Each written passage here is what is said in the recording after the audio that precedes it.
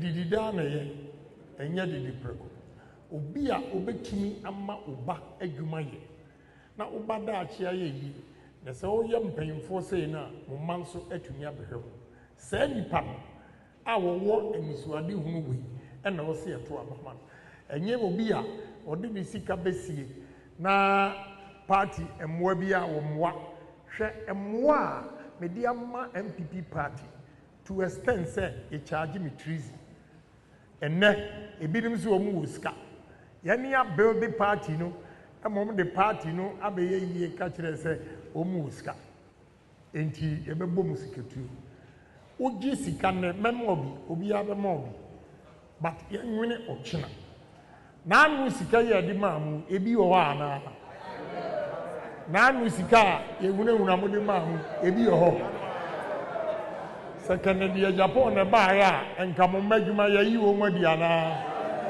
second the Agyapong ne ba ya nke factories sei ene de ba ama mrantie ne mabawa enya adwuma ye. I stand for industries factories adwuma na nipa bia no woni munyam ene wo adwuma so woni adwuma woni anu munyam oye bema na onye dwuma oyiri mu oye oba onye dwuma ukunu mu nti adwuma obi a obetimi ama watumi aye adwuma enye sika ahwe wo yire no ma sania onkosere politician bia sika na odi wani matwitwifo enam sabi sika wo ni bi. I'm going to empower you by creating jobs enu ne hiam.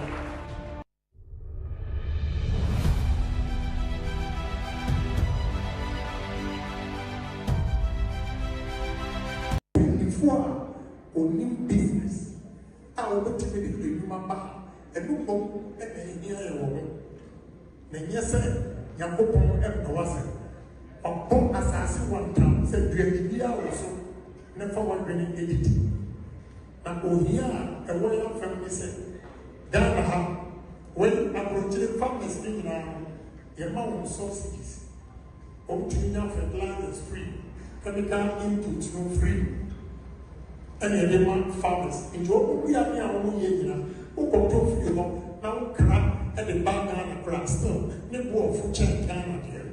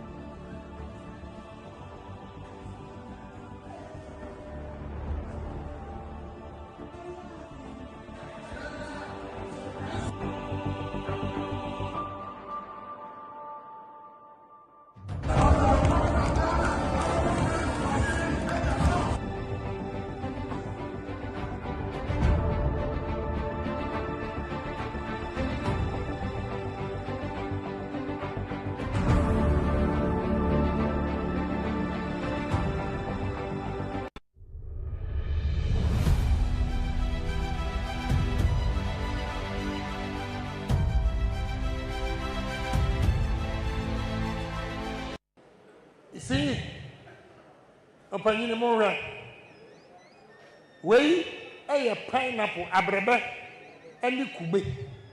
Ghana ha ye ni abrebe wa ha. Ghana ha ye ni kube wa ha. And see abie we ye importo. Way na me kire say, sa wo to abama Kencity Agyapong. I will make sure say ye ni ankasa ye wo machines a ye di produce abrabano any kube. Yatia, your friend Tama Meboa. Tama, Northern Region, hey, Unama, Sasha, Butter, Edianu. What we can do, I be able to say, Tama, maybe 2 men, but there's no juice factory, no Tama juice factory in the whole 5 northern regions. What we are going to do, Mami growing up.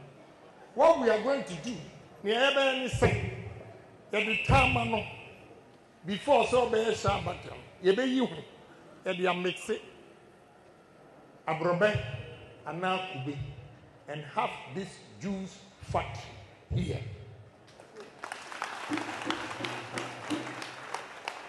And see our yam storage, near yam chips, near yam processing. And how many factories? And you know, yes, I some factories we will have, and you're 9. Mesram. Me are not paying for a motia. Mesram, mommy, one chance to pay. One chance to pay. Second, the Agyapong. Everything are creative jobs among the youth of this country. I'm paying for, who's paying for won't be. A dear pa natural say, or some MPP party when you're a free. And so there be a motuaba. There be a motuaba. Timesramo. Obi a matching once you aquamamo. Believe in me. Oh, the mammy a messa aquamam. And this time, we'll give you loans. You have a loan, no interest.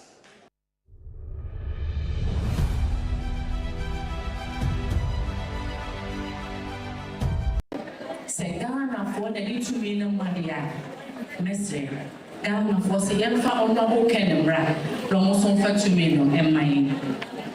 Brony Becca say a fair trade, yet did no part, no so the air penal or more dear mine. Enti emboto abana eya yin so enipa me to mabamani Ghana for so ebeto amana na omo to mane dia ebesa ha betena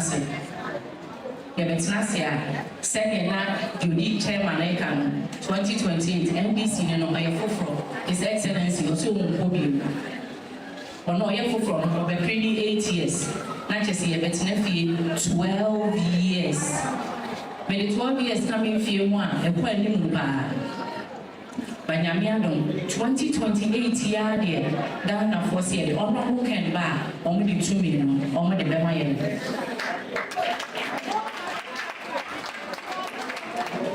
Yeah, but by January 31st now, the IN Kai. If I say a bravo on my sister, if I say a man, a year Jumaye, if I say we are on Ketwana, or 1 year Juman, or 1 year Jumaye, if I say a party, no, a Sergeant and I saw the fun and Toma Park Ifra, a Nunti and a bottle number 1.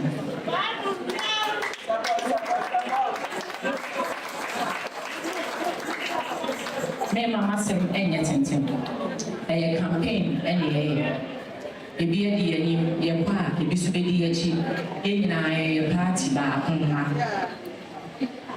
na emu sika so ye mbo se obi di sika bro na wo hwe sika no so akoto aba mana mese ya no wo so nipa meto aba mani Ghana for so ebeto amana na so mo tomana sika no dia ma no 8 years and 8 years no. And did so a year, a change did break. January 31st, Abana Airport, Yeda Chin, Abba, Yemian, Eda Chin, Abba. Ghana for almost a send a betono, almost what dream home, say, and Fama, Nasi and Fama, say, I'm fun, your Mupena, yes, habits Nasi. Yena, you better see if I say a bravo necessary. You share a prime or that or that prime home. Now, I'm pay my idea. Messi, Momian to number 1. May the question what's Nasi say, to Abana, a ya you won't say, a nipa made to Abba money. Ghana for so, a better Aman Anana.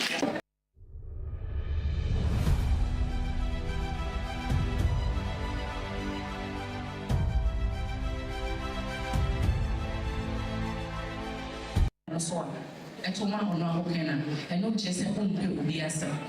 And now ye will be a man, there be able to me and I hear. You pay your bit to me, I did to me, no, am I? It's Utumana and not just a home will be a son. Utumana, oh, Tuaman, if you say, now, for only 2 million or no 18 or marble, say I'm finding only 2 million by mine, and no tea and our Tuaman, and yes, I won't go, yes, Utumana, if it's a walk, I won't be a woofia on Yeduma, and I want Casamobi, our Kenya, Emma, and I will be a working school that I won't Yeduma, or no tea and Utuaman, and yes, I will be a 17. Say the lepo, and now set Ghana for or no more pity. No, be 2 minutes so much, and you're on no one and win you. A near winning. And the MPP party, young cassette, Nipabaco, your cassette MPP for and a winning. It was all your party bar, also one winning. Ah, Bibia, a Ofibiano, Obetini, and Camp Casino Amon. Obi Beckham say I did school fee. Now, make man. And what do you post in any war? By a year and a party, no power. And can I be uncoming in Mobi? Ah, when you move, I'll beat me and share a some to me, and I hear shishi. 2 million Ghana for and a demand.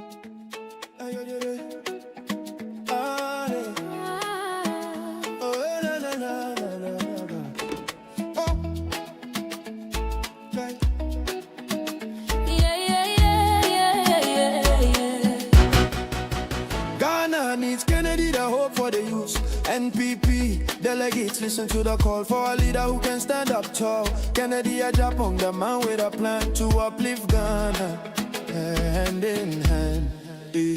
Tuaba, my Kennedy. No man, Tuaba, my Kennedy. My Anyano. Tuaba, my Kennedy. Oh man for power. Kennedy Agyapong, no, my enemy. Kennedy agenda, Ghana's hopeful plea for the hopeless, a chance to be free. Jobs for the jobless, a vision so clear. Kennedy the answer, year after year. He's a man for the poor with a heart so kind, a PhD, a brilliant mind, the hope for Ghana shining so bright, leading us forward with all his might. Tuaba, my Kennedy. No, my baby. No, man. Tuaba, my Kennedy. My Anyano. Tuaba, my Kennedy. Oh man for power. Kennedy Agyapong, no, my enemy. Why that speak Ghana is true, but Ghana needs Kennedy to see us through. To build a nation strong and bold, a future of promise to have and to hold. He is number one. He is number one. He is number one. Tuaba, my Kennedy. No man. Tuaba, my Kennedy. My Anyano. Tuaba, my Kennedy. Oh man for power. Kennedy Agyapong, no, my enemy. Tuaba, my Kennedy. No man. Tuaba, my Kennedy. My Anyano. Tuaba, my Kennedy. Oh man for power. Kennedy Agyapong, no, my enemy. Vote for Kennedy. Number one. Vote for Kennedy. Let's get it done. Vote for Kennedy. the people's choice. In Kennedy, Agyapong, Let's all rejoice. Oh yeah. Yeah. Ah, yeah, yeah, yeah. Ah, yeah. Oh, la, la, la, la, la, la. Oh. Okay. yeah, yeah, yeah, yeah, yeah. Ghana needs Kennedy, the hope for the youth. NPP delegates listen to the call for a leader who can stand up tall. Kennedy Agyapong, the man with a plan to uplift Ghana, hand in hand. Tuaba, Tuaba, Tuaba, my Kennedy. No ma, Tuaba, Tuaba, Tuaba, my Kennedy. My no. Tuaba, Tuaba, Tuaba, my Kennedy. Oh man for power. Oh Kennedy Agyapong, no, my enemy, yeah. Kennedy agenda, Ghana's hopeful plea. For the hopeless, a chance to be free. Jobs for the jobless, a vision so clear. Kennedy the answer, year after year. He's a man for the poor with a heart so kind. A PhD, a brilliant mind. The hope for Ghana, shining so bright. Leading us forward with all his might. Tuaba, Tuaba, Tuaba, my Kennedy. No, my man, Mama, Tuaba, Tuaba, Tuaba, my Kennedy. my no. Tuaba, Tuaba, Tuaba, my Kennedy. Oh man for power. Oh Kennedy Agyapong, no, my enemy, yeah. Why does speak Ghana? It's true, but Ghana needs Kennedy to see us through. To build our nation strong and bold, a future of promise to have and to hold. He is number one. He is number one. He is number one. Tuaba, Tuaba, Tuaba, my Kennedy. No, man, no, man. Tuaba, Tuaba, Tuaba, my Kennedy. My no. Tuaba, Tuaba, Tuaba, my Kennedy. Oh man for power. Oh Kennedy Agyapong, no, my enemy, yeah. Tuaba, Tuaba, Tuaba, my Kennedy. No, man, no, man. Tuaba, Tuaba, Tuaba, my Kennedy. My no. Tuaba, Tuaba, Tuaba, my Kennedy. Oh man for power. Oh Kennedy Agyapong, no, my enemy, yeah. Vote for Kennedy. Number one, Vote for Kennedy. let's get it done. Vote for Kennedy. The people's choice. In Kennedy Agyapong, Let's all rejoice. Oh yeah. Hey.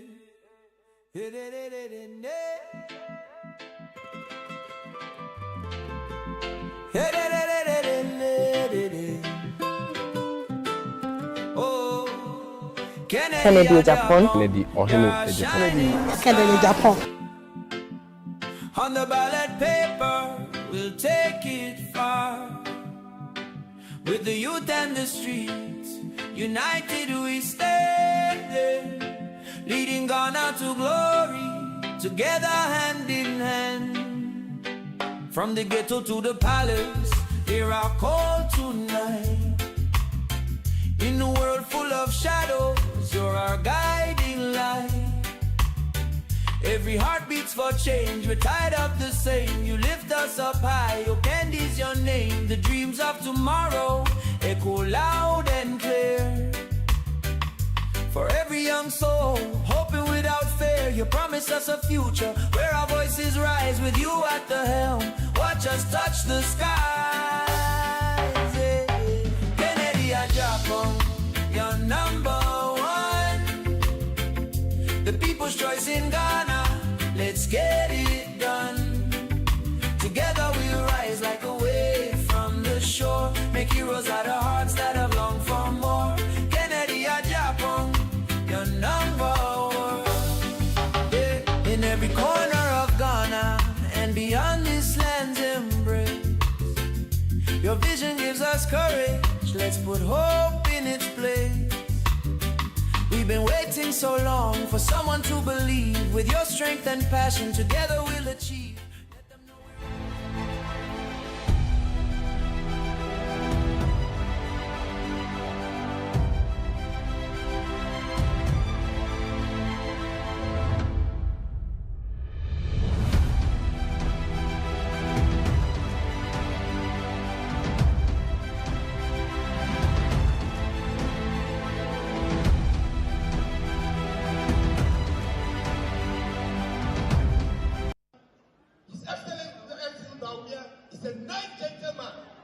one of the respectable economics in this country, that the circumstances that in which we are is what is affecting you. And these are the facts. And so if you wanted to elect a flag bearer that would be an opposition leader, let's elect an opposition leader if that's what you want. But if you wanted to elect a flag bearer that will become a president, then it's Honorable Kennedy Agyapong. So come 31st of January, among those five people, Kennedy Agyapong is on number 1 on the ballot box. Number 1 on the ballot box. The last election, people around Chama has done extremely well, but he was not able to cross the 1,000 marks. Today when I came here in the morning, I met a number of people outside, and they've given me assurance that this time round is an agenda 1,500. And I believe Kennedy Agyapong will have more than 1,500 votes in this state. Thank you so much. Thank you. Thank you.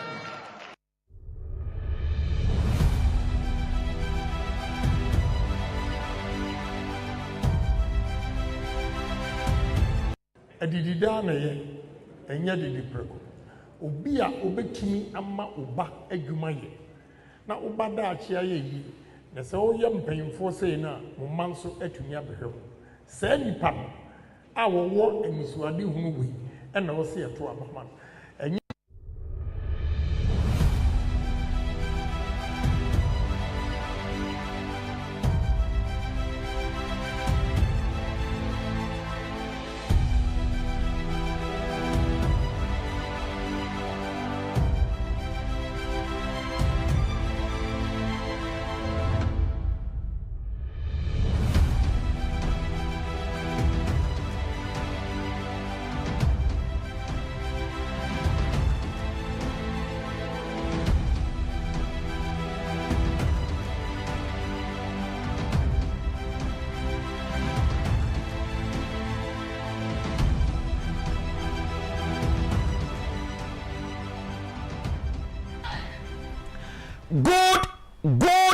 Good afternoon.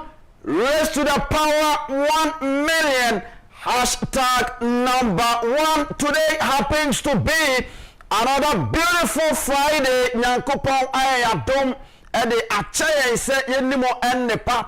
Ebra so se yede sinipedwume no yede ebre wo kai na shane so se enne epono so ahye epono so de enkoma wodo ene bekoso efidue mu yebedi nkomo ama obi a owa abonten ere tie ensoso no yama kwan amo abam na afa yedi nkomo ama bibia ayekama. Of course minim se okan ho ewo oman 107.1 FM so ewo nkrapumpune mantemo afa siedu asante mantemo a eho so so eye ash 101.1 NAP radio 90.1 one also so ewo finfini mantemu asom etopete yeda se wasan join here ewo Facebook and afa YouTube net2 TV GH net2 TV GH ofawa obetimi ede wo comment ede afawaba sabato we afi ewo fie obekan ama bibia aye kama sa enso so ena ubetimi assign messages awodo no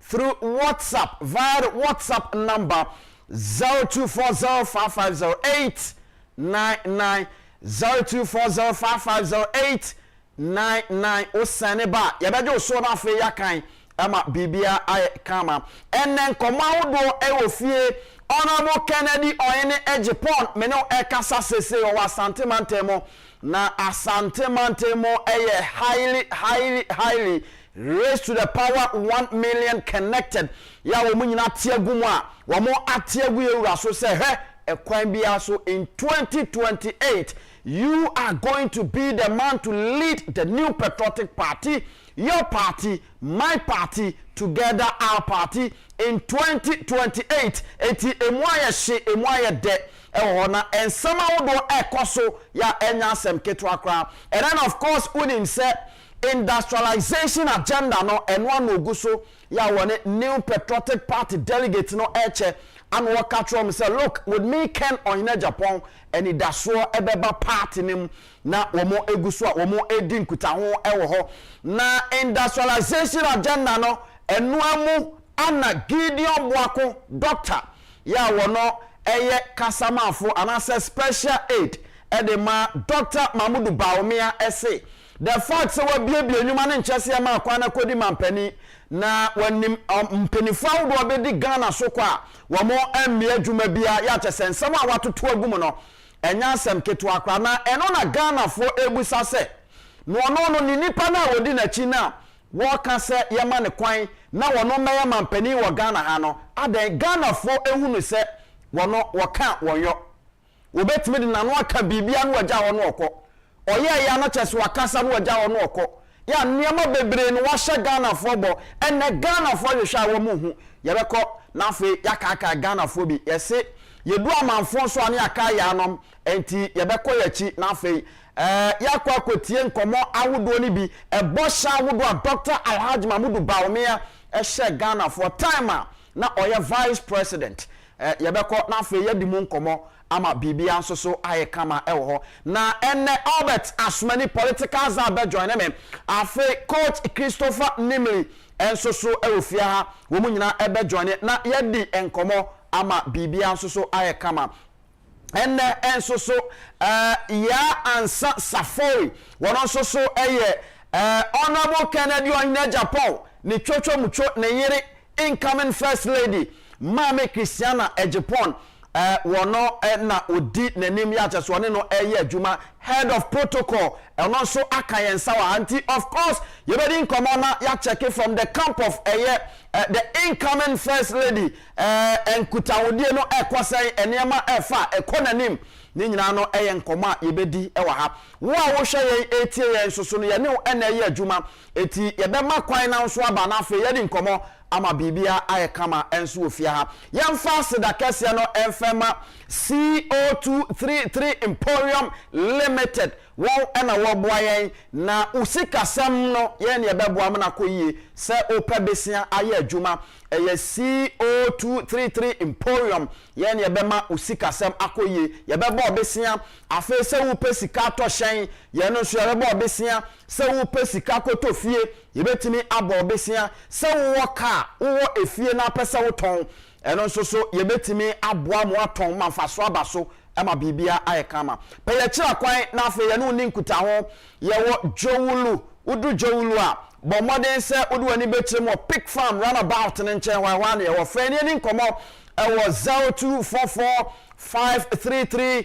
082 na fe oni ye enkasa e wo ho tabia takum eye memedro waboma mema faso abaye so ene adwuma na kane no edima ye no yetimi eye ama bibia eye kama abusua ba bia to adro bia do ni kyeremu a wonsa betimi akabi open dodo atu aton afani ni nkomo e wo 0243686861 na afi bibia enye kama ye frame Anthony Kofi Inkum Dazi Mr. Inkum ana yade efreme abusuama ye na ye ho na afi ye mpeki bibi from the Lions mentality ye ba ye beto so na yakwedem enne of course ye bebo modern na afi ye ne businessman ba ko so adi nkomo o se nyankopon ena yi ewura Ken on Agyapong ede na ma ye nse ye ma ne meye mampani ewo mayimu eti party delegate MPP party delegate mommo modern na afi monya ne moa na oba ye nyina be hu nsakraye ewo omanyimu up next eye Lions mentality sinupei ya kano senior etie we are on.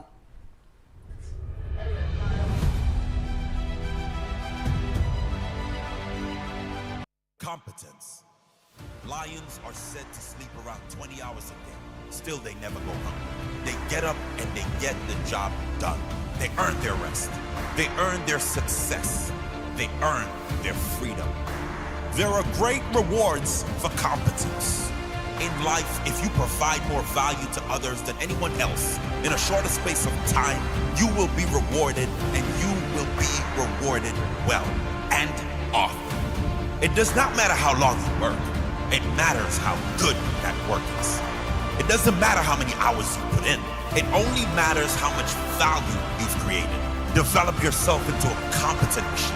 Work on what matters in your life with laser focus, ruthless determination, and a burning desire to do everything to the very best of your ability. That builds pride and respect for yourself.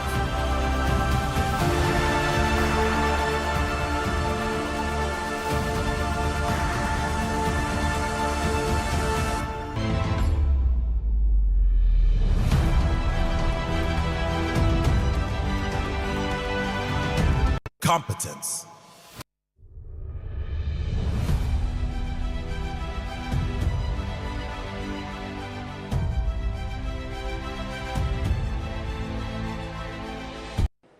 You see, upon you more, way a pineapple, abrebe, and you kube. Ghana high ni abrebe waha. Ghana high ni kube waha, and see a way ye importo. Way na make sure say, so what to Abama Kennedy Agyapong. I will make sure say, yan yankasa, your machines are, ya produce abrabano any kube. Yatia, your friend Tama Meboa. Tama, Northern Region, hey, Unama, Sasha, Butter, Edianu. What we can do, I be able to say, Tama made 2 men there, but there's no juice factory, no Tama juice factory in the whole 5 northern regions. What we are going to do, Mami, what we are going to do, never any say.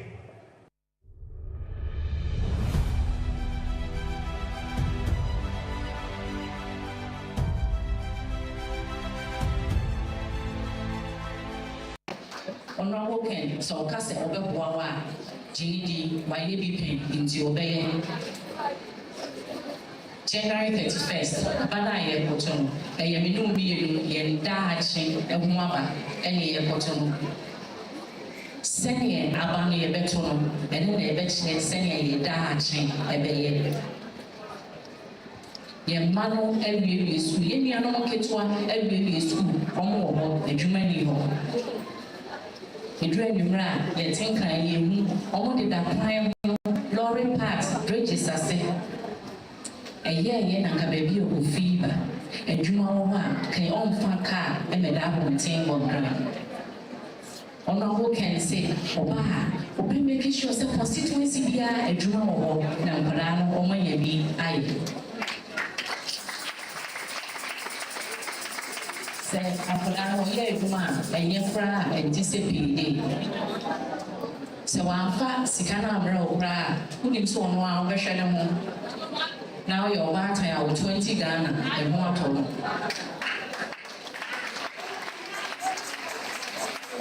Now we say, and Baba one of branches is your own numbers, and your Bassa no you. A Juma any winter. Only a Juma ya, only your Bassa. If the sentient is over a Jumano.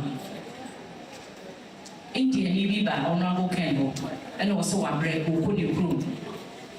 Into auto the factory, a fat of 350. Or a factory, while minister for so saying the Mania woman, and answer send me, I GD can buy it, and he said, into what I will sign up to the fee and long story short, the factory no toy, and for that 350 money and that's why I'm here. And I mean, you dance your mom, maybe. I'm saying January 31st, ballot paper, no, order number 1. Who says President Kufo, and the man, free maternal care. And a President Akufo-Addo Betua, so a share your man secondary school here, and what I never school. Honorable Kencity and Toman no memo, Juma.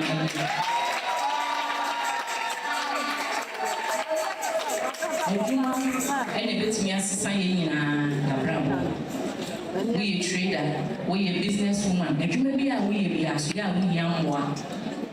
Honorable Ken, we waffle. yɛhu sɛ wayɛ bi pɛn nti wɔka so ɔbɛyɛ a yɛgye ne di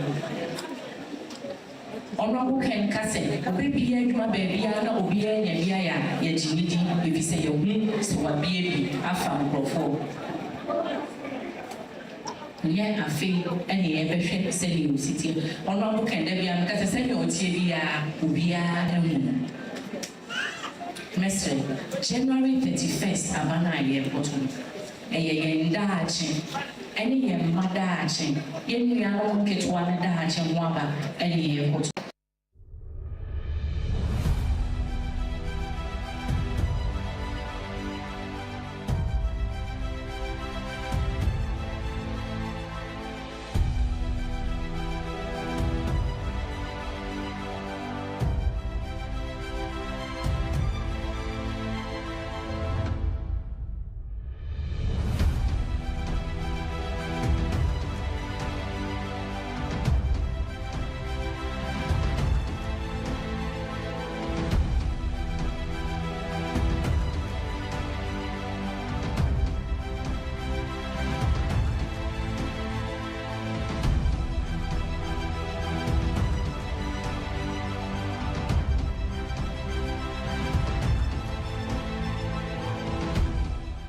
All right, welcome back. Ebraso say Yedi Enkomo, and we are talking about the incoming flag bearer for the new patriotic party, and then of course the next president of the Republic of Ghana 2029. Yera Ken on Agyapong. Ehun komo ono ne hun konwa ane yesie na sesei sɛ de mpani kan so obofo ne ane nam ɛho apaso.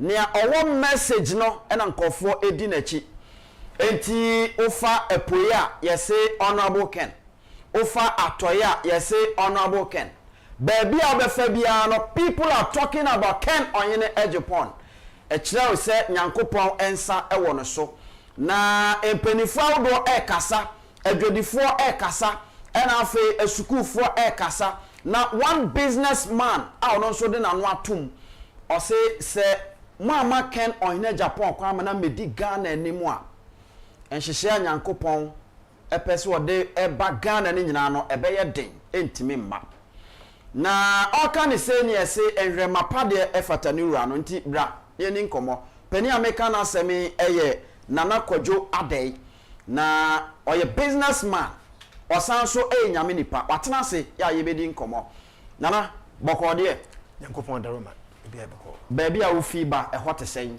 yesu adum bibia boko traffic na ja machira Africa ha wo aha no oba eta na esi ho no eye wo dia enti fata no na menso memfa me de na afa ye mfansi ani aha asedanka nyame ampa ati eno no now de di kan yewa Ken Onyene Agyapong unim no kwan ben so yo medical chia otifo no chia o my Ghana na be chia wi ase nyina Ken Onyene Agyapong wan dakope na be de hu no na be de hu no esi obi se wusu no me ka ma wusu ye ti se BBC o so me ka na BBC okay ana me boa because na papa bi o ye real estate ti me ko se dabo West Legon no mo ton dan no na me frɛ opani ono pro frɛ me o me sambod no frɛ me se opa BBC ato na me ko kyerɛ no Westland ti me ko kyerɛ no hacho ekomoko no na fi o ka be bi otu aka no papa no pese ba miska no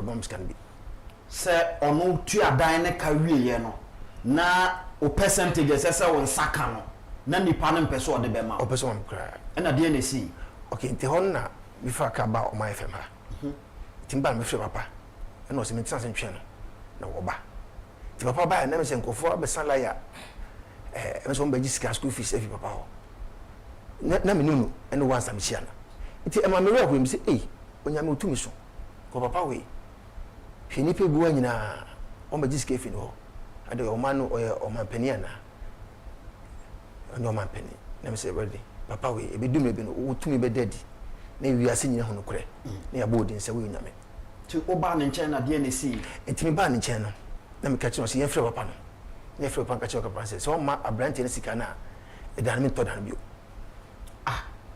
obi a waje atum so beto fie no wo percentage na wo nsanka ninti otimi frɛ dan ni wura ne ka kyerɛ sɛ wa amfa sika na ama wa ɛdan no nya nto bi papa on pesi uti on pesi mo amani mu no na ke wiase nya onyame bi nipa bi ani no papa no sɛ ɔte papa no ye ka omana koma oni kita no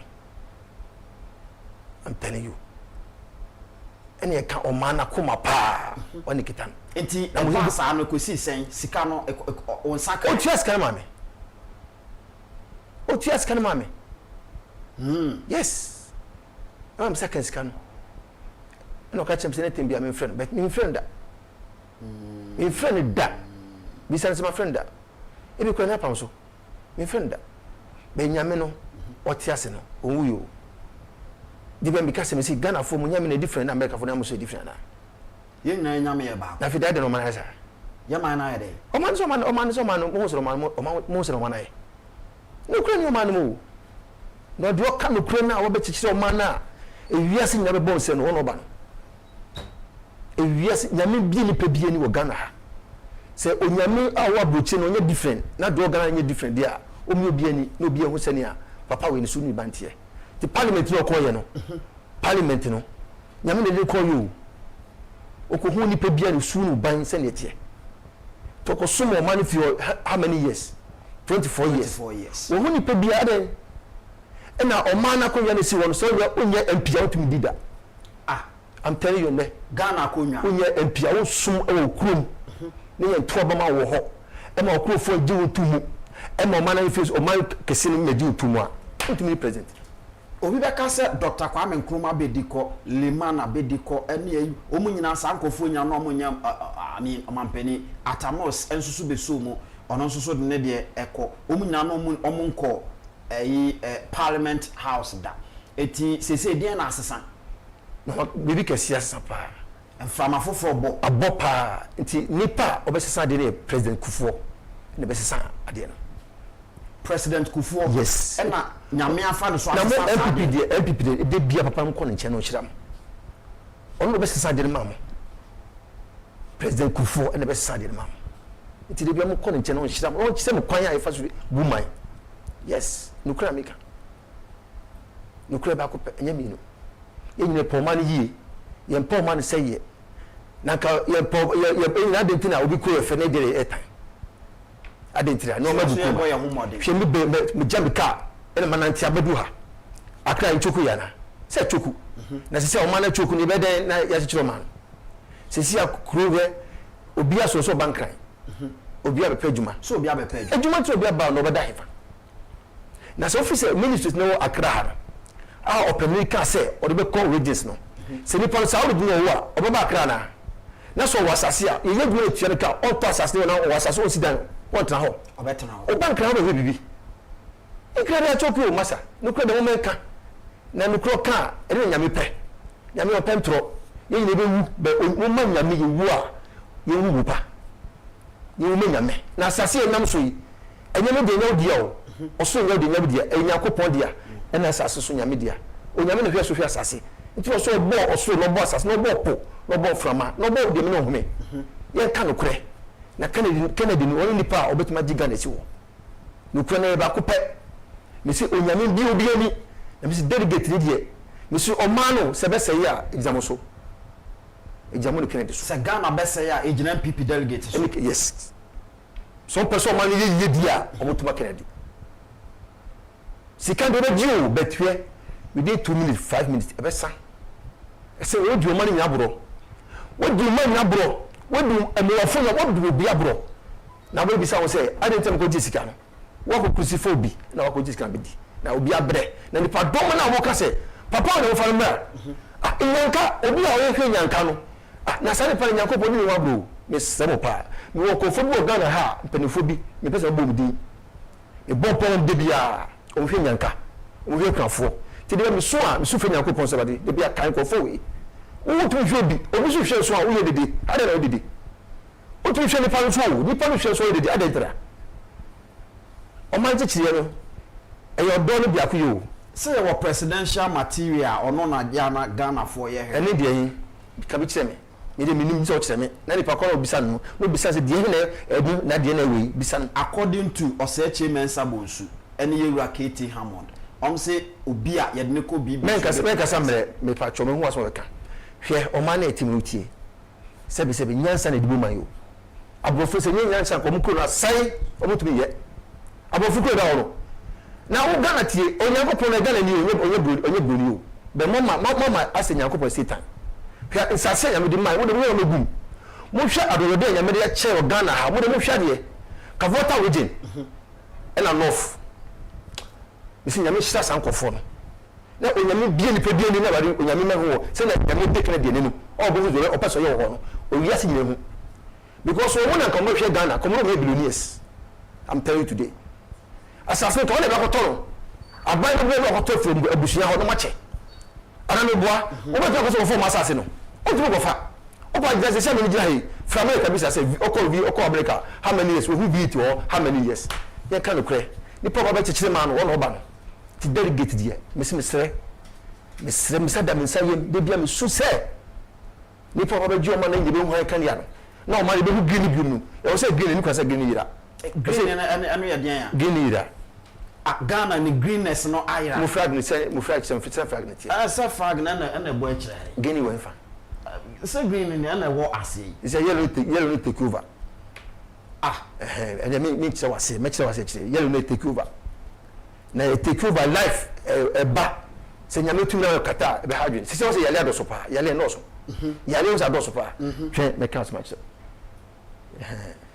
the Kennedy there mesre delegate so o mo fa kuma pa sika bi mo waje be di akoma no ma wan na wakoda no e kan bi kire no ma wan e kan bi kire ma wan e kan bi kire say papa no oye ojenkwa ono ba joma enipa mako enum ana omu nyina contest adan no no nko ana osusu so no na se delegate eto aba me se men kasa bebire me se akonya o ma na da ho no so nko somo o ma no akonya no o hu se nya otia otimi ndi o ma nda otimi ndi o ma akonya si wo no o ba kire o ene nya epidia so be president organa onuma de bi echi yere mako se mako wia na se close wa obet mako se mako be kire ya mako obi ntino ni de na ba ebesi mo wiase ne ya mako obi o ni de na ba ebesi mo wiase ne life efa no kranchi kire man na o man na koma emra back na nyeyi Ghana di ayoro ho opa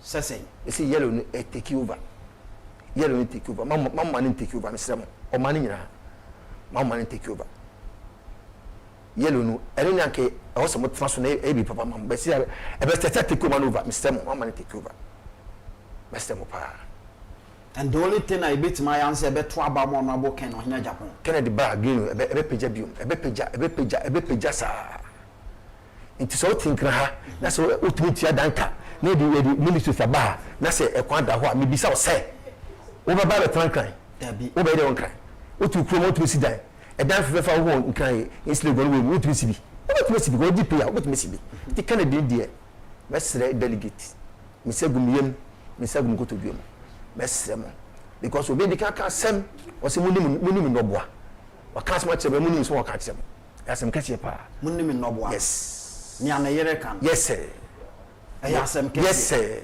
e wo kwan ben so oh be chire wase chire why be chire wase to man mon kai wo mo na mo so kai wo man no fa numa akese o se o businessman say o business and say o so say 14 ministers na say ministers na say o say businessman no person say jomba na fa man money o be ahoto businessman dey no ndo work the fact that all businessmen in church will be to my boy man me sell obebu mo na bro obebu mo na tra onu na chiro sade dey beto aye to obeyi say ye so muade na mo so muade nse no say sika me fa na ko fa say be chiwo na opoma ni yi a ade te o ga so muade say basa o dey hu beto nkofa that you say me chichi ma abofo ko say mo chichi no say pese ha say abochi dia na ye ho toye na obi an na mo so na no free o home from papa na me from bond o home dia na me bi eni onyankopon boss no boss asu me nam so yi no bo family no home no o bi eni no bi ehunu kre na ye ho toye ti Kennedy ndie o yo mana kuma all right mene nana kojo ade na mene no edi enkomo yi oye businessman na nyankopon so sign de no eye adwuma ono ene wo kan sama wodo bebre o se at a point not just a Ghana ha and cry ha union daso but we share honorable can on Agyapong will claim be so and nemu and on so and then when your baby are wagina na and somehow would all cano say we are delegator. This is the time I never be why you can't SSA utimi etasin sebesepa any queen ahabai and then no on check. Na emrepe mo besa ba na fe nsema wodo a obobo so yellow take over the green ne ade nyina no obeba ba kire mo obesi ni pen na fe ye hunu ba bia ye man no ekeka ko ene ne esese ye na sese ne krakra asemben e na beka kire delegate ne besre mo me gida ye se bia me bi from chen be oman yiye oman tichiriye oman fa hundie a ono delegate no beto no mesumi beto me ne ba beto no ene ine hia sisi ase otu we se we wadwuma mesumi ye medwuma oba be bi so sika obi me so sika tu so de bi ono brokasa say sika ene den woni mo nyam e wi so ni sika ko ba pa wo oba fo nya hwe be so ye dwo no se wo sika ye se eburo ku ba den anya na iti delegate mesere mo papa ne lisimo ke bia no eye no kure so oba ye po na me ye de bi na chi ye ye mpa fi o ma no ye bi na chi na mo ma hu say papa Roman bachi ni ti delegate de mesere se mo to bomba papa na on take over we are we won say nia ye chichire ma enti na ko so parliament a enfi bi do no wakoye o mane de into the business de be kan na mi no da bo man into so the agriculture and tourism be chichire man we o man bi asa ti delegate mo for man eno nko abewie bibia asa bibia onya sade mi na o wie o man bibia be yi you get take over back. All right. Yes. Na me no ase. Na da be na be san so aba bi me di nkomo. E wo mo ho. All right. Because of man station nti. Baba. All right. Yes. Me da ase papa ma o kon so asan de ta no. Esan abegom. Aha. Ma. Amen.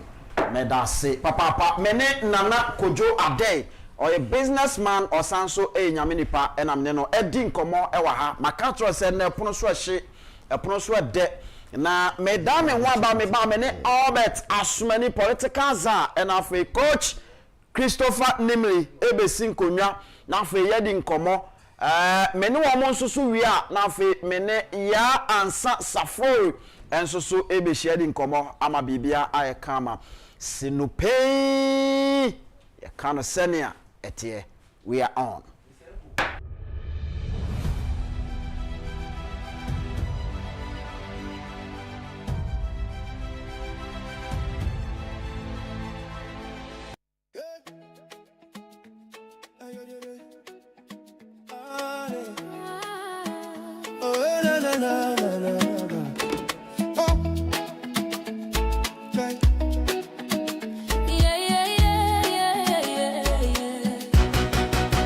Ghana needs Kennedy, the hope for the youth. NPP delegates listen to the call for a leader who can stand up tall. Kennedy Agyapong, the man with a plan to uplift Ghana, hand in hand. Suaba, my Kennedy. No ma, suaba, my Kennedy. My angel, Suaba, my Kennedy. oh man for power. Oh, Kennedy Agyapong, no, my enemy. Kennedy agenda, Ghana's hopeful plea. For the hopeless, a chance to be free. Jobs for the jobless, a vision so clear.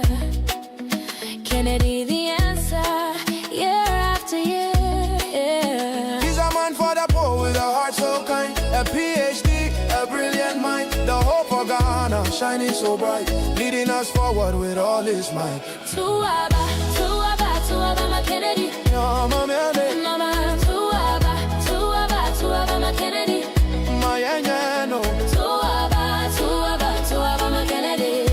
a man for power. Oh, Kennedy Agyapong, no, my enemy. Why does the Ghana is true, but Ghana needs Kennedy to see us through. To build our nation strong and bold, a future of promise to have and to hold. He is number one. He is number one. He is number one. Suaba, my Kennedy.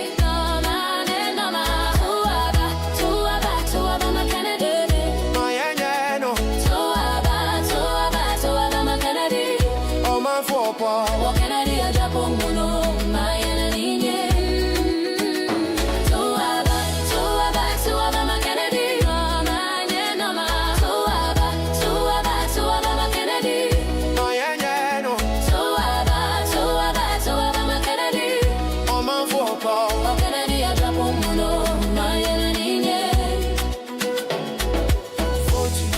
vote for Kennedy. Number one. Vote for Kennedy. Let's get it done. Vote for Kennedy. The people's choice. And Kennedy Agyapong. Let's all rejoice. Oh yeah, yeah, yeah.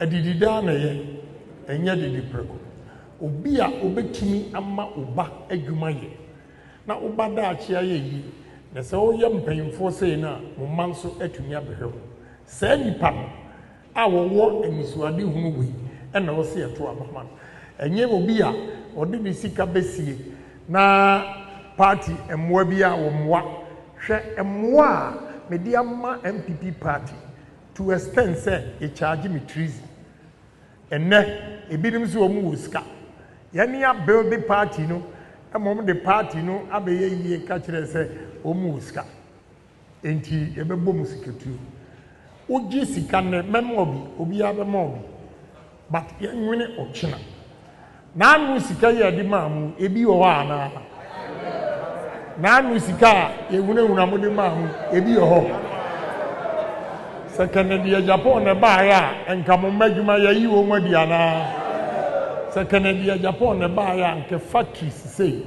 ene de ba ama mrantie ne mabawa enya adwuma ye. I stand for industries factories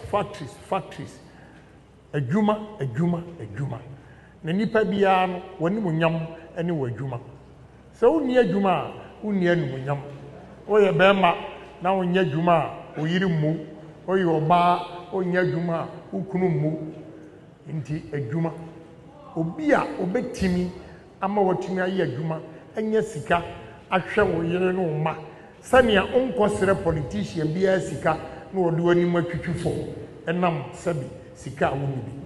I'm going to empower you by creating jobs enu ne biam.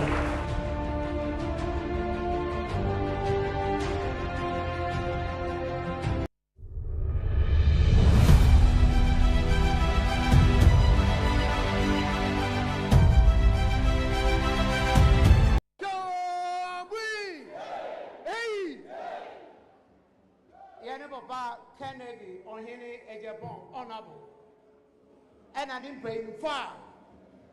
Wofi a teaching bench in the Aya Das from Gozama Gomwa West.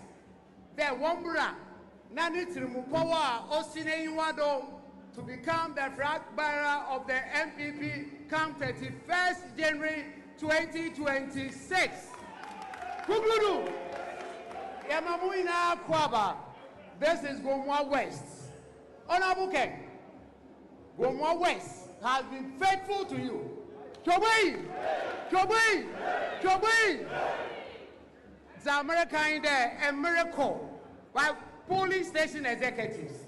Party in 24 hours. You're about to ask Ramo. You want 31st hour there you make a decision. But to trust Robiaro, what they made there. Every day, you'll be a yet and walk Akuna over to my Kunim or Zamayan. Gugudu. And to make come from Agoma West. Delegates in there.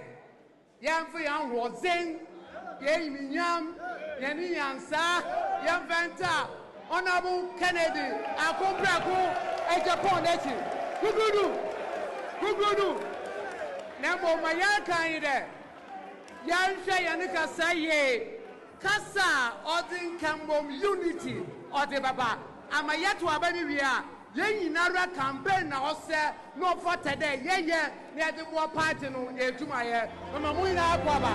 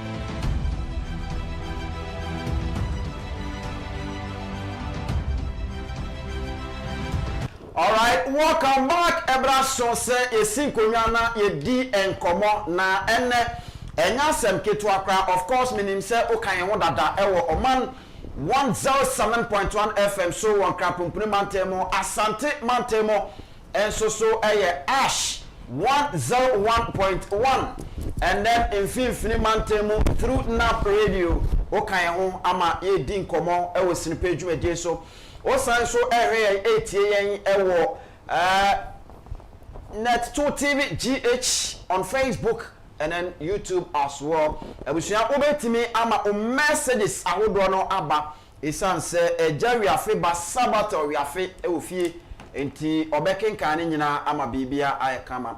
Sabre me ni enipa akuku damienu na asinkonwa na ebedi enkomo jodi kan eye Albert Asumani political za wono atnase ewo aha sa enso so na ya ansa safori wono eye uko Eastern Regional ono enoye women coordinator edema eye Team Ken sanso so na wasanso eye head of a protocol edema yera Ken on Agyapong na yere anti-Christiana Agyapong eti ya obi a woye heavy papa na watena se yebedi nkomo wonim se ono na dwense nka bia opesu okoginem ema ne mpeso asofo na woye se wokọ no ne ebon buga ema ya ne na mu nyina bubui nansen ya na ja ono abo Canada Roma waye ne nkakrakra ma ya etimi asore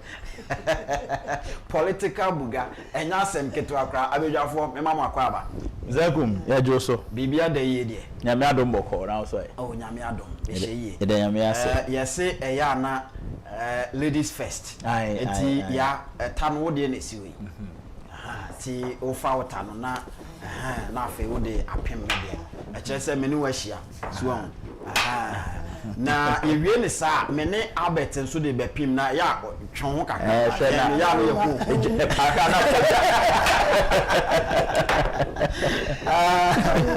ya ma mention sem free ho una udi anti-Christian entoabom kutahudie ahodo amone delegate AD we unity tour ya mode eko ene ade enoboa enkutahudie no eko sen medasi mini abema ya wa no de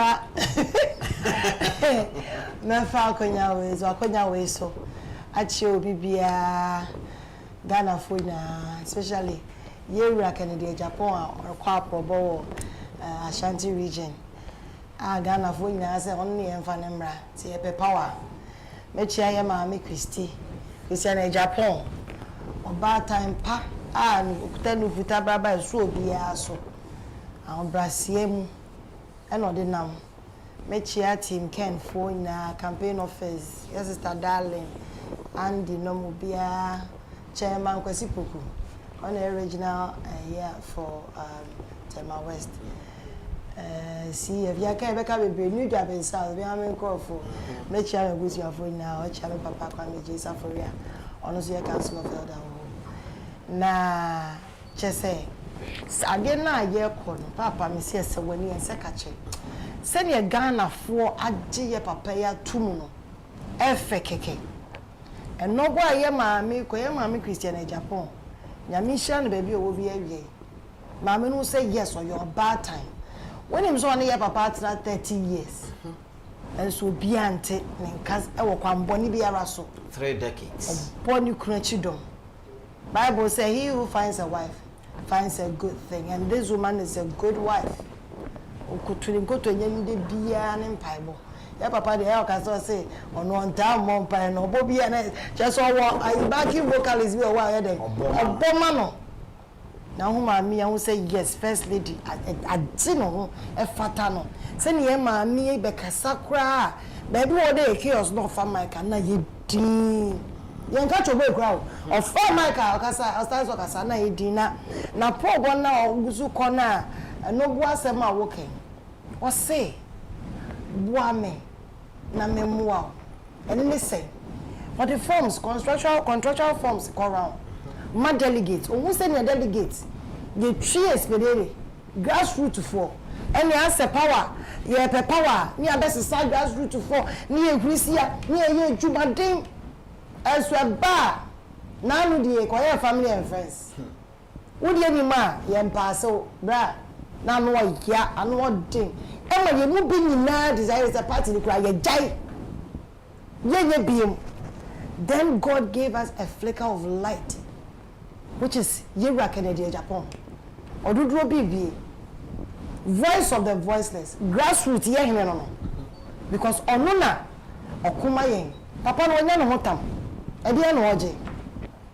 Owo politics over 24 years, you want to say and corruption kwata agene da. Dabi. Because oye ade ebinom say na de no didi anya atim didi no di okuma yen grassroots ye didi agya yen Ghana for chair say didija enyi muna enenam because what bamba power obeka so opposition ya fight ya my party ya ba power 2016 afi o corners what to be kwa na aba na akwaje yes 10,000 20,000 15,000 50,000 how say we party ba no wa bre ama party aba power na wo say unsu didi de what twia na put afi wa pa water poli wo di twi na afia wo di bomb ya ye chia na baby Kencity Agyapong we say sisi no koka yaso wonye hwe ho fa delta force for visible forces for e ma omo de ma wodin yo mo kra ni om bibia bo balo bo so ban and ye ba power because what promise you national security positions afi ye ba power na mo consider national security say ya ba ye be je post wo so pa certificate mba no wo fo so ko ho balo boss no ban ya mo de sebio empenfo na mo magu abrochi o mo de o mo kra e bo party balo boss ba me ba power no I don't want this certificate o we ya promise adema no I don't want farmer no and ye Kencity Agyapong so original ye okuma boys ma at least to me nyemu be 40 to 60% ewrem dia ka de ye wie na etokwa no ko na bi ne say eno wonye eno ye say papa no oye Ghana for say people for mo pe power mo fa Kencity Agyapong bra eno na bi say ye ndada she baba me se bo wani wo de so okumase se obetumi a kokumase di papa ne chika kredi be de one day pe ewo baby a all call one aprobo I will say be good the love is organic che se wo say only time of fatem di ni sa de no there be so che so no time ne cry ya de man say 40 minutes go apart 1 hour enso no obodo otona de don gomi otona de otona ni mo betumi a kire Ghana for otona message Kencity Agyapong kuta message it's only time for attendee only time for all these ones everybody na no I mean feel say a distraction but then you do me say and you may know brother Bema I wish now and then now Bobby the home cabinet is the biggest constituency in the country. Our delegate here 1,849. The sound of 4 way Nina be good ho chairman vice Nina support you Kencity Agyapong. Na papa start so kasara se wo kai ko to makoma so say and we say bloggers rally and the aba mu beti there be and na me ya abofra no na me ye made sa abofra enne manyini ti me ye made se panyi enne me be kire Ghana for nia me wo mamo the dem wo ye din for almost about 40 to 45 minutes on kasa ye ba che say afi no o kokra na di pampa so obeko na ese e force wa na etumi twitwa ne maso cause na ade esa sabotage bebe e cause so as le bedu no mama light off ne ade enso so no nyame ncha ade Pentecost for nyame hia Pentecost for aboa ye papa e wodo me kwa benya omo make available omo generator Emma ye juma bibia to din there was no anger and tokwa nothing just say who say ye papa no onim baby ofin baby a oko onim obi a onim ne abi ade juma wo ye bra say wonim mu a na atoto papa so e na obi ye bibia be distracted but wonim ya wo ye any baby a wo fin baby a oko Ghana for body Kencity Agyapong so when am traffic mu a mo ba ke na ma ye nto aba wo ye do obi akọ first Ghana for 2 tia ye actually you say this is not the candidate we want for MPP and the Ghana for to money. Sana Ghana for. Yes. All the cocoa today. Said the Jenny Munanam. Now you reckon Japan so my family and friends. All my family and friends. Down on the back, Kenneth, and maybe on the traffic more on the police maybe. Offend Papa Pasi and Panango. We need a disciplinarian to run this country. He is a businessman. Osanye businessman in Suntino. Only is left from his right. Why you be paying? And penny for say ya the idea money and the one and you come deno. She workers with your mocha 7,000. What do you want to say? Workers equal every month. Taxes yet to 250 cities for every person. Okay, play other 1.7 million. For the whole year. There's what your taxes by 21 million. Your calculation are.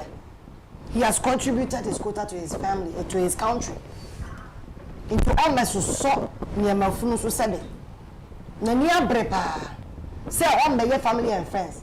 Send your sister be Emma, sir. Comment no. Papa so wo me sir. And no cry ye de say. Sebe, ye nua adrasafo. One papa ya wo ma. No one who say cause ono no na wo no ni neche me no mienu. Nti no wa kire say papa no me family and friends. The papa mu no. The papa mu no. Na me two way me so be a single mother of two and some boys. Of course, say you share me a day on your way and marry. And you feel so on your day with your separate here. Are the children supposed to suffer for this? Not at all. This one psychologically is going to affect the children. Well, what good sisterhood anymore say? How? Why would I just have a good sisterhood? Say, how can no crowd with him and the actual no. And on come on it. What kind of friends, papa, no family and friends? Men can remember papa, air position, we say, radical between because and Polani da chinti. Share a dear so dinner tema or this would dinner tema because you as an MP or anybody that occupies a position in the country, Nipa to Obama, say go and represent us in parliament. You swore an oath to serve your people. Your people believed in your message. Yes, Salah, yet to Obama. For you to go and represent us and bring something good. Don't go Benyama matter 18 years. What is there to write home about? There is nothing. Roads, but at the end of the day, no, Obowachidom, Epia Uncle it's at the end of the day, so who feel say, I feel she's self-centered here. As in the fact that one minute, Nippon, or Juno, what you as I must say, or not dear. Okay. Can bar. Money position. To the almost a 1 yard. Or drilling in Kwan. I didn't know my position. Or no Kwan. But we in the young penny for when rental. Now, Kappa sample, Chonipa, you vote to the Abwa MPP party. Because the young a private jet, yet ya call. What? Young mammy, Akosha Frema, Abejra will fear. How many minutes you refused? And this man got angry and called you, saying, yeah, we any child. Tell what here, why you bonnet? Sometime, no, me honorable Amado Kwesiama. No, your MP for a friend is saying, a Clapham North. No one will picture 1 week. Maybe younger son. No one will 1 week. Amado Kwesiama for a plane. Every America, Bagana, be voted here, one will picture. And then I couldn't cry. Ah. And then I say, yeah, mammy, come back. I didn't come here movie. Openly, mammy, a prelims, me corner. Mr. Enkum, I'm in Chowne at her phone at your phone. Say, me person make come be kakra on there. Ashanti region, Toa Nabo Ken, Akupim Hon. When you say a can Ashanti region, a honor party no na fuma. Ankasashe in terms of numbers, any voter party no enya ever election mono. So far, Ashanti region has proven to be the strongest hold of the party. Region bia into me in time. Now share honorable Ken ne campaigner or the Akupia Ashanti region as a winning and say a catcher. Now honorable Ken in 2023 no, he performed very well. Looking at the timer, Oba into the race anybody utumi vote utumi enya na a show any yepa But this time around, no euphoria and numbers ni nipa said there. Omudi Honorable Kennedy this time around now. Emma, me hope me wo Ashanti region arise pa. Me timu say this time around no. Ashanti region 4 atiase na nim. Ashanti region 1 regional omo mpe so be impose obi on them. Yes. It's in conformity with what they feel say 2023 no they made a mistake.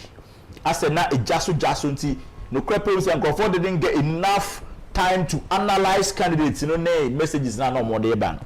They do we be no more tia o ma beti say 2024 na dey ba ko di yenya pa ye nipa presenting to the 2024 election. Sam. Yes. Because who say utie MPP from penifo we kasa bisenkum na aban na eti na adodanko akufo-addo aban no na issues ewo ho issues wo ho de kire say na system no mai den so we Professor Michael Kwe report any chairman sabonsu committee report omkofa ba yi nyina de kire say Ashanti region for na omobo enyo na akufo-addo aban so afei de na omodwen ho so ne say Nana akufo-addo aban no any Dr. Mahmoud Bawumia ogun sheda who difference then it is all for Dr. Mahmoud Bawumia ba it is said na do abo first half na we sign for Dr. Mahmoud Bawumia say omobo second half no you say the same team are now then what they call until this time around honorable Ken a message ni so dey bana a kire nkofo say it's not all about say that the Alberto aban we di partner chai chobo na bana mfie nwotwe na woko omo hu leader bia from the get go na ngasa omo ne na ye former juma and in the history of MPP misenkum want to mean MPP pani baako one personal relationship with grassroots for party for no panko for salary ko ni fie and then ko di party home komo so bia one MPP issue including members of parliament they come to Honorable Ken to talk to him because omni say no na no drujom se niema bi so no personally bitimi aboa so a oboa enti ama Ashanti region we the first place we call address Echedumase chese na me ho adwuri me ho address Echedumase no e Ashanti region there but a MPP for stronghold NDC for stronghold yeah na se die dwadifo ne ma bo twi ni tra that say street so no obeka say national rally ni eye all because of Odo. This confirms the reason some of the BA say Ghana for mpo amunye MPP for no are ready to vote for Honorable Ken. I can say MPP delegates meet you. Now I am more than 80% convinced say this time around Joas Echedumase will be one of the constituencies Honorable Ken be winning handsomely because Ghana for no. It's not all about say yeah to obey flag guarantee. Yenyina nkobo na chichidom nipa na okoto aban so bisa no say na me kra so no what is my share in all this thing we are going to at the end of the day no ye adwuma ya okoto aban ba ye hu hwe but this time around no this is somebody all my hope all person will catch you say abra ye kwa ye ba ni nyina no ye we da so leader na up ye presenting am ye say si ye to abama no a emfaso bi ho ma ebenya enti baby Ashanti Honorable Ken Akwo Kwamai Aguna and address Echedumase and all the constituencies who are Ashanti region the response has been very very good and I'm praying say the obeko baby no ebeko so isa na send signal bi emma delegate say this is the man and masses in this time around it's not about obi obi selfish interest it's about candidate party presenting na party kaswaba I mean what would it benefit MPP if you present a flag bearer to a general election you lose but rather you hear candidate dey be come Ghana for na beto abade man and Ashanti region this time Honorable Ken no approve say given the opportunity no ye the man obetimi win the election amaye ama atimi adobo in fact vote MPP nya e wa Ashanti region no so 2024 e so tie do you be one Ashanti region but vote is so tie over 400,000 so na say candidate beat me win election be say 23,000 Professor Evans Atamos we win 2008 election with 23,000 votes It is all region back now we will see 400,000 votes. A big deal. Papa. When you actually say a Juma was Ashanti region, who here Ubia, mouth for Nangasa willingly a pebabonti and betwam. And that candidate is honorable in Agyapong. And to be rich team new well, Nanya Kopon Bomb Mobile, now Ashanti region, first half, you know. Also, Ashanti region, only two faces. This is the first face. And to go from one, not be and in Kosokama. Weekend in so no, Kwambe mo ebe join the team no. I was Ashanti region. I be am na efe. So that was Albert Asmani political za no na when nyina mu no na Dr. Alhaji Mahmudu Baumia ne kasamafo ne ntem ginafo Dr. Gideon Boako na samu a woka ene se the fact that we be enyuma enkyere se esese ye ma kwan e ma bedi mampani na ogire no so ebubo enipa bi edin a osusu se wo ma ba bedi Ghana soko na sankofo nyina no omu mi adwuma bia na ohia nipa bi a emse owonim die bi a ono edi akire ekeka ne nsema wodo bebrebe wo bra one ye nua no YouTube fokodi nkoma no pay na ebusuama yentie sansem ni bi na yemra ma yehwe ye ba ye toa ye nkomo so ya peni sabe Ghana ha ye kan ye wa mampanimfo bi a omabọ mo modern pa ye nyina ye kan asem a na ye bon din but ye nim sa sankrofo no mo ye business tycoons pa chote me china se osaje fo Dr. Kwame Nkrumah wote ne so a na wa sorry me nim adwuma a Kwame Nkrumah bebo bra wo wiase ma ye se obi ye anti Kwame Nkrumah company na enie bra na o me ye omampani no minim what am I say President Rollins na minim adwuma ya say Rollins be or your businessman of Ankrofo adwuma how you say sabe impreduasa President Kofo kra de ono de na minim say or brick factory bi e wo Kumasi hoba bi ana say bibi but na wonye obi a fan say ye ka Ghana business moguls a waka ho same cannot be said of akufo-addo same Mahama minim adwuma bi a say Mahama e bi wo guarantee enye adwuma obi abie ana kire se obetimi abaye omampanyini anaso abaye omampanyini so baye na adwuma ebuda bi enye sa na tie name omampanyini die no a combination of so many things one nimdie mapa ene sebe ebuo tema ye wode manipa you see leadership ankasa no human relations a key at the center na meka human relations a say na sini nipa because say you can say oh your president na wanya ahobrase say nipa atwa ho ahia ni nyina nyansa obi atim na wo ye ho say me de me na me ye president kra no me hwe me na me timi ye madwuma nyona betumi fu be ho a obefeli bebre onkrofo no kra be sit back ye kan na wo ka say ademba o me aka say na yamfa anasese ne yanyese every nation here omampanyina or respect the opinions of people ba o tie nipa asem okay and it say o be your omampanyina ye be your omampanyina di ka say enya obi a onye no ho say wabɔ ne brawi wanya ne ho awie anase ono de ono no ne life wale digna ohu ne ho say oye king dada enti untimi ntunufo ene sankro ne ba no na enokwa no na ebia se wa biebie nyuma bebre pan a otianye ebitima ye sintudua ma menka asase bi asa na tuba otianye a ebitima ye sintudua ma because o private company now ye CEO now ye owner o de o kana ye adwuma o boss o ba de o kana eno na say workers ko musuro se when you successful e was abia na eye Pasa wa hwe na wo de saa suban na abetena konwa so se o mampanyina ebeye wo se na wo si command o workers e wo adwuma mu no saa na se wo command o cabinet anasa saa na se wo command Ghana for enti Ghana for ka se bi na wa hwe na akoye who born dog me ka se ya wo onde se no hwan se ba be ka se ya oni Ghana for enti pasa saa command na boa amana is successful. Don't you think say we implement and I say we incorporate in another side and be successful? And normal etima will be successful when a private business no enye open. Enye nsem ni nyina na ohunu. Okay. And then nyina so na wodo aso ye den eti.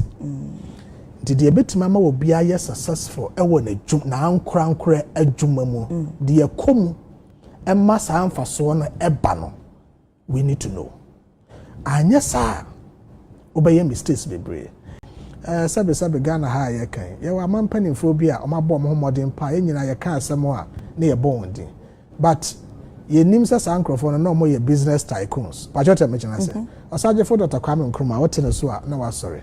Maybe Nima Juma come and cruma bebo brow, yes, my yes, will be here, and to come and cruma company not in the brand or mayor or man penino. Minim. What I mention, I say, President Rollins, na Nima Juma, yes, Rollins be or your business mind of Uncle Fred Juma, how you see. Sabe impredia. All right, enti we Dr. Gideon Wako and a Kasa and we are a doctor. Na wasanso a member of parliament and the good people of Tano North about one person so or not and I no pay unya akwenya ya okotana or ekasa say yeah. What's your doctor? That's right. What do you make of it? My friend is distraction. When they are distraction. Nipa 5 Neko contest. I don't know about Copa will be a full stage because there's no he is born a leader. No, I'm also betting me. Obian can you bet me? You have tried so many times to attack in Japan for him to talk. But I mean, I catch or say, Tama may have fun, me drink sabufa, and then me drink sepen. Hey, and penny for the dear money and the owner, you're commodino. Why ye be paying? If he's able to manage 7,000 workers, and I'm sure in a month, every year, I don't want to be here. The ordinary, I'll say, I'm a doctor of economics. Doctor of economics, you were given 8 years to prove yourself. The economy of Ghana went worse in history. Sebio Yera Mahama, that's why incompetence. Look at what he's doing. Now every country all over the world needs a businessman. Shayera Trump. Oh, you're a businessman. Almighty America. Almighty America. Okoyewa sand the number. Ono otuono. Sebio, you see obiti maybe say Yera Becca say, and a motherfucker and Sandeman. Ono can't. But Americans brought him back because Otimi build the economy in my own. Everybody, Papa, yeah, Burkina Faso, president, yeah, Ono kwa wako solo. What? How is he building the country? He's building it with business. Kencity Agyapong, running businesses, so many businesses. Papa Yoka said, me idea Mobani say, party na ye di 3 year one na MPP party. And ye Kencity Agyapong Ekuta party na manabe cinema. Ye di 2 year. Me culture say he's the hope for some of us and we have lost hope in the party. 24 years or year MP. Ewo asen. Senka wanyeni year. Say be in there him say MP the urban wanyeni year near too. How was he able to keep that seat all this while? They say charity begins at home. Sit and NDC seat or quad G, and no free so NDC for Sanjomadi. And then you tell me that this man is not competent enough to run the country. Say upon Mampenia or Brennan Wanse, a boo or more dinner chinina. Now their family and friends that come outside the Ghana for. Look, we are talking about this is Ghana for say Juma. Papa, when Juma no when you nyamu, we are Bema. Well, we see so swim, Yame Brand. Naka whoop if you know when Yashi and Tour, and that's when Yashi and Mamma, me and now Papa, that said, well, now was so fast what they say. Well, Juma Nemo Gina Brand, they say a brand. I saw my penny Dada Rollins, no, yet, Umbia Juma, Dr. Kwame Kumano be a Juma, so many be your mind or something. I'm about a Juma on the running country. At a Kwame commanded 9 years building Ghana, but businesses, I think I need. Or building ports in there in India. And you know the building country. You ever can Japan see money 8 years pay. He will move Ghana forward. And then it's all about Juma. Well, who traffic man? Shall you mayor a windscreen? Oh, to be sure, we know even the resources will pass you before the car. A bit on what passes when you Juma. And he has to clean the windscreen. Just a look at the number of ghettos are building Okroma. And you know, a Juma on saying Juma no on small bonepa. And you look at the way they are whiling away. And I say, oh, will be my 8 years here, I don't know. Akufo-addo ye free education, free maternal care. Na no be free education. Ejuma be na momutimi de ma ye. And na kwa yin na gufie. We need somebody who give us jobs. Can Agyapong say it is jobs. Ejuma. And I need someone to say buying positions or that be all be woman. So that be a certificate in the crown. You can still work there and only 4 days you call or bomb domiada. Yeah, but you won't go for beach gari. And now you see me pack in see. Or cocoa no watch. Let me see, hey, or say, me, my chigari pay. Only pay my chigari pay. I told yes, pick or traffic, meaning you be that. A break juma by yipping and you're making a do baby or dear. And then you talk about character and as they talk about the competency. Yeah, Papa, Duncan Williams. Say not telling you're making a second.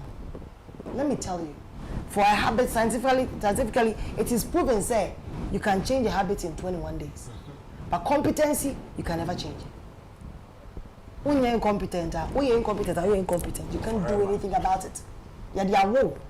But Subain, Sheye was say, Obi applaud no. Obi applaud ye rock in Agyapong. Say, Papa was a stone. And he listens, you know, yawn not the yen because almost any see na. See a bed bread, near the power. Near see.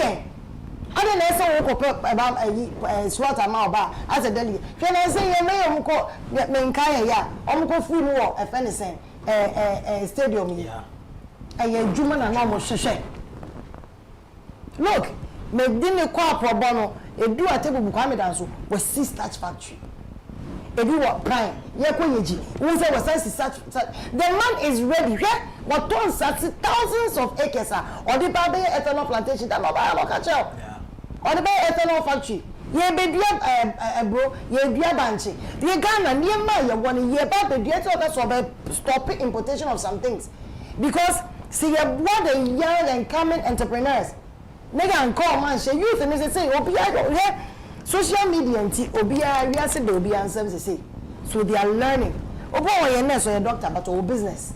And Obia is getting into business. We need a businessman to run this country. Yera, Amampeni Mahama. Nini Abema Ibrahim, or your businessman. I will tell you on authority, say, this man is supporting the brother in running the country. It is as a Myanmar stabilizer. We need a businessman. Every country in this world needs a businessman to run it. Mesika be we able to. Share o insasia Ghana ye wo. Me say me ne papa ne kwa papa na me say wow. Afi me am say edu me rekwa me free kan kwa kotra. Because you want sase nyame a che ade. But what sase so ye japade. E japade ye de obi antimi nye mfie nsem. Eti papa du ba bia so ade ye ne say aso odu ba bia wo so kuta small book bi. No adwene pasa me say ade papa ade say me nyame ball no adwene to be basa na fe o chocho odu ya no akachom aha me say mo height say ye du kokko de ade o se we can tomatoes ye crayfish Holland. So how you do those? You to mean can tomatoes? You to mean tomato paste? Why are we supposed to import? About putting the tone and say, no more say I'm pollution on the abroad body. Why should that be? This is somebody who thinks about his country. Look, bruh, experience is the best teacher. Papa no wa fa bremu na nyame de na du baby awadu. And into a so be ye bia, wa ye bi pen obetimi ayaman. And it's Ghana for I make a beautiful baby almost sick and Agyapong. Yeah, I probably you do be testimony about him. We bought only Momo Crasso Wabuam. Then answers and any 4 days. You call. I say trouble before trouble. You could do one. Mammy be daft from Ruru. On the course, that's another. Other in a penalty and process. Or say, I'm not when young one come to Banco University. And then we see no graduate when we fear. He doesn't even remember helping him. The Bible has said in Romans 5:7, or say, it is difficult for somebody to die for a righteous person. Righteous person is prim and proper. I don't know how I was also there. Or you come and you say, only righteous person. Ayo, Koji, Bonibia, and not silence man. Between the old woman. But easy so be the one Obia ni yemu ye. Ye wakana Agyapong, ni yemu ye. Ye fura. Papa. Na me obe you attempt more di man ya won na nyame ase. Ah, na na ebu atema taro ho. Na won wo dia wa papa yi. Ye ni atem da. Obani o ye ne yank woni mure nte. Ya ma me nkomra. Za nkomra ai obra aka atumi. Zegu medase. Utie asema Dr. Gideon Boako kan. Africa de na mitira me say to defend Dr. Mahmoud Bawumia adwuma den ewo wiase pa na say papa den pa. Dr. Gideon Boako yenim na na so economic advisor to the vice president. What you say? Ana party mpanimfo MPP fo nyina ka me ate ase say Dr. Mahmoud Bawumia ye de ne bae say omeboa magana sikasem enyina because no ho de nimde enkofo bebe so ase honorable Agyapong mra no kan say criteria the president any say we businessman enye sa na yeka because omo kampom ka say yenya lawyers yenya doctors yenya economic experts the tissue cry historian. Yes, the Muhammad Osa cry say communications expert. The background, he has background in communication. And I say, I try some perform in Nabi. But baby, I say, Ghana Bruno. Yen to me no ho. Enti mo miema obi so a businessman opportunity. Argument nini. They shouldn't twist it. Say we a businessman. That is the criteria to become president. Of course, Yeti Krumhan, you said Dr. Kwadon Konye businessman. You say Rollins no businessman. The same applies to Kufuor and everybody. That is why we say we also want to give the opportunity to another person in a different field. That is the argument. So let's stay in that line. Because why? Why we say we want a businessman? They are all kika o masem no. Ya try am dada. You ni mo masem adwuma. And we have realized say, okay, almost aba be your mo de. Yentina ba bia nkan da say amo abedi Ghana so ebesi ene no obi anya ehwe. Enye ne sa na yeka. Nemum there's more room for improvement to do more. Form of one another to do more ana. Interest ya man na akufo-addo that for no nye bi nka ho. But you try say Nana Akufo-addo lawyer. Professor Anos lawyer, President Akufo lawyer. Lawyer see so put it to you ya shada hu ne sa. Ghana youth no and then ya ho kire enkra chen. Time and now Rollins more one. Yes, Ghana yet. But Mr. Ngum, I can tell you say and then I put Ghana for face no. And ya emunye den to say the na work with and then the more man kasa. So asema ya can say eja honorable Kencity Agyapong bibi woni mu a wode ya me ma bebre ama Ghana for there enya homfaso who is telling me say you see I'm not surprised why Nana Akufo-addo time na dollar air cost no Nana Akufo-addo ebe address and catch the campaign day. Because Nana Akufo-addo no na onye business person and the vice president nso no ono onye sikale for free. Dr. Mahmoud Bawumia nya ne ho abesi enei we yenim se wan koye business bia na ode nya sika enti the sika ekwa he doesn't see say o receive value that be etra na yaka say utena se na se wodi woni kire I'm telling you say obon kita PhDs ne professors o Ghana ha so go two businesses akese am don't collapse it for you. Because day-to-day running of businesses, they don't understand it. Okay, say, adwuma ye paper so book. No one of farm research amaye on the tax arbitrary. Now research me PhDs rank of why no. Any research. I can produce my research amaye throughout my education. No have a catch it. Doesn't make me a successful business person. Your man adwuma bet me run. One is not all about academic qualifications. What is academic qualifications? I got president over here sitting there professors. I have seen students I'm passing through professors in summer and not now just professors. No. What's the classroom now? What's there? Now we get a PhD. What is that? I don't know. NTF Ghana now because we get a PhD. What is your experience to show? One in the Bank of Ghana, the research assistant. Come on, but the research assistant to go Bank of Ghana. A research assistant to the governor. No, that's it. Okay, because our family will be a PhD holder. You have Ghana, man. No, but this honorable Kencity Agyapong is employing 7,350 people in this country. Are you telling me, Sir Sani Pawenu, he doesn't know how to stabilize his money? He doesn't know, say, Mama can't know, dollar na, ye juma, any amount for na, dollar na affect you. It doesn't affect politicians. Politicians about 98% sika gufie. Politicians are not sika to bank. Politicians are here to all come for talk and yama wa broche kra. They don't even send their money through the right means. Don't you know how politicians smuggle money out of this country? Don't you know? I see that the home minister now $1 million ayira on fee. Businessman then will make it $1 million on them passing. But don't they know the economic value of their money? So businessmen are also business. I say, well, running business for more than 3 decades. You know, you can't call businesses. So it's an added advantage. So we are not saying, say, Honorable Ken, your businessman, Quenty, and a dear man. Honorable Ken has been in Parliament for 24 years. All the 5 aspirants and Honorable Ken Agyapong are contested. One about that parliamentary record. None of them has spent that number of years in Parliament. I'm not a politician. Tell me that Agyapong politician. Not a champion, not a politician. Tell me that Agyapong politician. Not Dr. Mahmoud Bami, a research assistant to Polakwa or Bank of Ghana. Tell me that Agyapong, any president before Asia delegation, if you World Bank, the IMF, not Agyapong MP no. Not Dr. Mahmoud Bami to Polakwa laptop na no the name. It be deeper penechi. I'm going meeting. I'm not here. Not Agyapong Asia investors on behalf of Ghana. Do you know why? Honorable Agyapong and before that said President before man the contract delivery. They identified him as one of the people when you have been going for negotiations and having in your team the possibility say will be successful no high. Delegation man akufo-addo no person will be pay no the jail mo nyama na Agyapong. Delegation man president before the pay so come be a business people na Agyapong.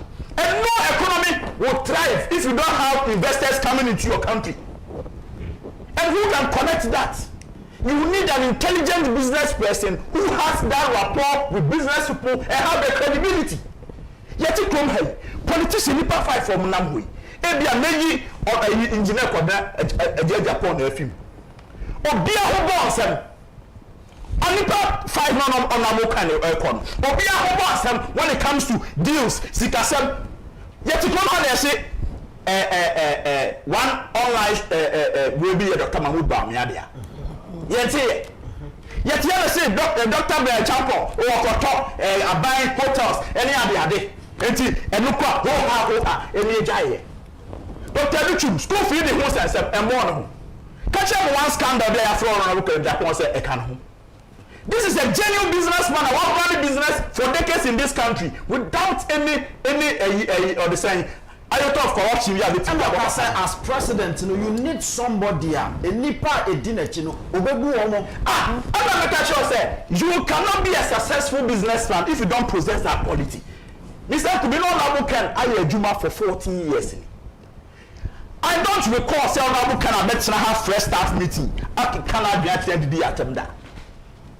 It has never happened. If anybody in this house, like I said, you have a meeting, and I said, no, one thing that he respects is your expertise. And Agyapong will never claim to be an expert, an engineer. I will mean say on it. It will be the common technician, the common security man, the common presenter, the common account, whoever he works with. He respects you because what you possess, he doesn't have. That's right. If Agyapong can be his accountant and DJ, I cannot know about life. But he knows that who the presenter on the radio only that ability to play. It will be a man or the one show. Ada or better ha mini no din komo. Anytime I maybe no I di. And then who interview. That's what I'm saying, sir. Criteria be and yede as a politician or Ghana ham. Honorable Agyapong, added advantage that makes him the superior candidate, and only how he has been able to be successful in business. In business, that success, none of them ever work. Continue about building and business income. And I am telling you, sir, if Gideon Wako can say managing people, and one of the criteria, also be after Onabukan has proven to be one of them. And that or better he was able to tell the whole world, say, problem mienu pa Ghana business people face one electricity cost. Yes. What is say the candidate no dinner can be that. Because only that experience. No. They are tossing me or say capital. Interest rates. What is say the candidate no dinner or can be that. Because only that experience. But you take it. And Penifua say, so why now abua amaboa? Untimi amaboa. Etu wo abofo ko nwa no peso opu otwe more than the photo just see no we are not na mu anase etu otwe nyina ho ada ne se mi otwe na eba obeti ade pon nu akunu we di na yawo but so na anti se nipa o se nipa na fi akire ho ba no unya ne nkuno. The same thing applies to business and the environment. So the businessman na so the politician when they are crying you understand they are crying. Yes. That is why business people believe say yeah go kwan so they share the deposit so go kwan so ni bi baby I tell you na Kenya pon so tobi enti mo ya din na ko so frɛ ne kra na we picture from 3 minutes jack as man go for ne kan ya no kra. Don't sit at Jubilee House and think say good for Kasadodo. Don't sit at the Jubilee House or in Parliament now again say a daddy for good kokansi no they are just making noise because you don't understand the reality with them. So you're a business person now. As America said, nobody is making the argument to say, honorable Agyapong businessman quarantine your family no. And then so for Ghana constitution criteria bia edema enipa all Ghana have to be president. Honorable Agyapong has it. All the other four they have it. Oba say politician and MPP of course young konkofa will be a politician. MP before, any 5 years a politician. Even in that politics, you have senior men room. Yeah. What I say? Honorable Agyapong, being a politician, he has experience than all the other four aspirants. If you never say, you are Agyapong now, MPP, say from 92 now, or kind of Baba Brother Champong, about Dr. Baumia, about Dr. Bichum, yet you would be in a party successful that. Now MPP are winning power that. Because Dr. Bichum cried there, or the no of a fan and Tunche. On your son, what I say? On your son, ain't it being a businessman and somebody who understands the nooks and crooks of exactly of the economy and the business community. Honorable is the only candidate that possesses that quality. Honorable and will be a why successful in business. And now when they are successful, me say, say sikawa usika crowd. Now I'm ready. Need you so easy. That's all bebre na ubenya. And a lot of them have made money, and they think say, okay, you can manage money. Honorable Agyapong, that no catch us honor. Obeti me no understood how much they actually. Yeah. And that's say the top 7-star hotel in anywhere. Obeti me no wonder because what tasty her. And what is it? So he knows Osipo here in the bread. I don't know better also can be said at a point on a business man or investor because yes. Now because of person Otimi a winning and then a bagan and Otimi to the bottom at all wine. $10,000 of course. Now candidates now within a chino. Can we do that for Ghana? Just a little bit of business me say. When I'm 14, I no message, common message on the Ghana for or the delegate in the crown. I had day connection then or what to the outside world on the just we cannot compete him. It's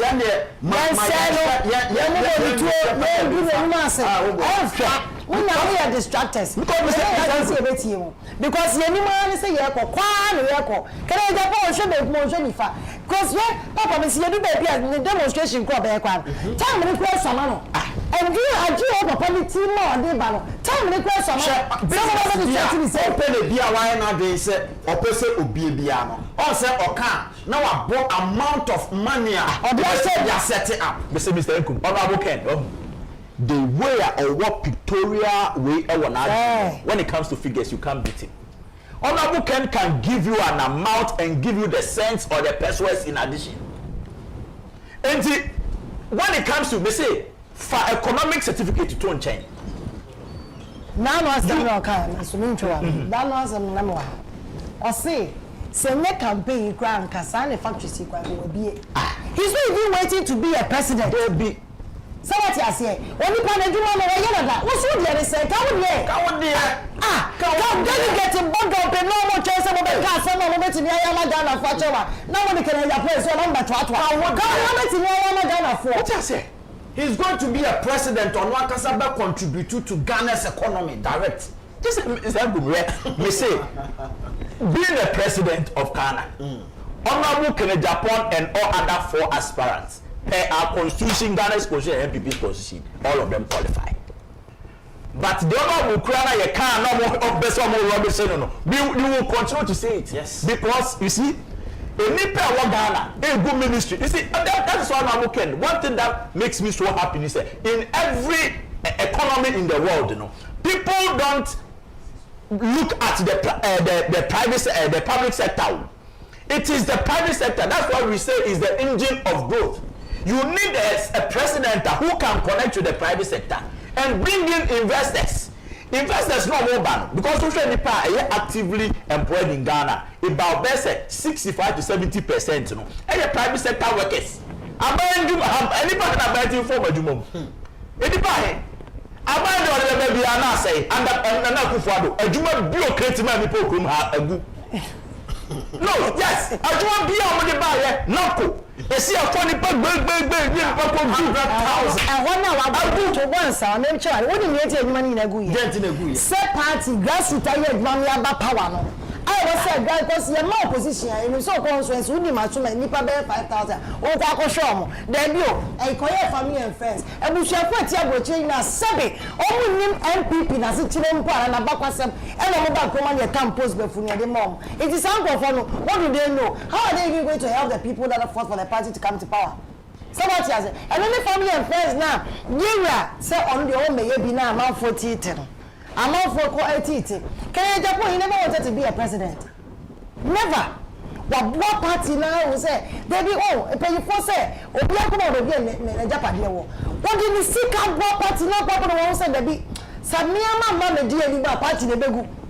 And there's no required. Every so the party named 10 pounds on me. Yes, son, you know about me, I have an uncle.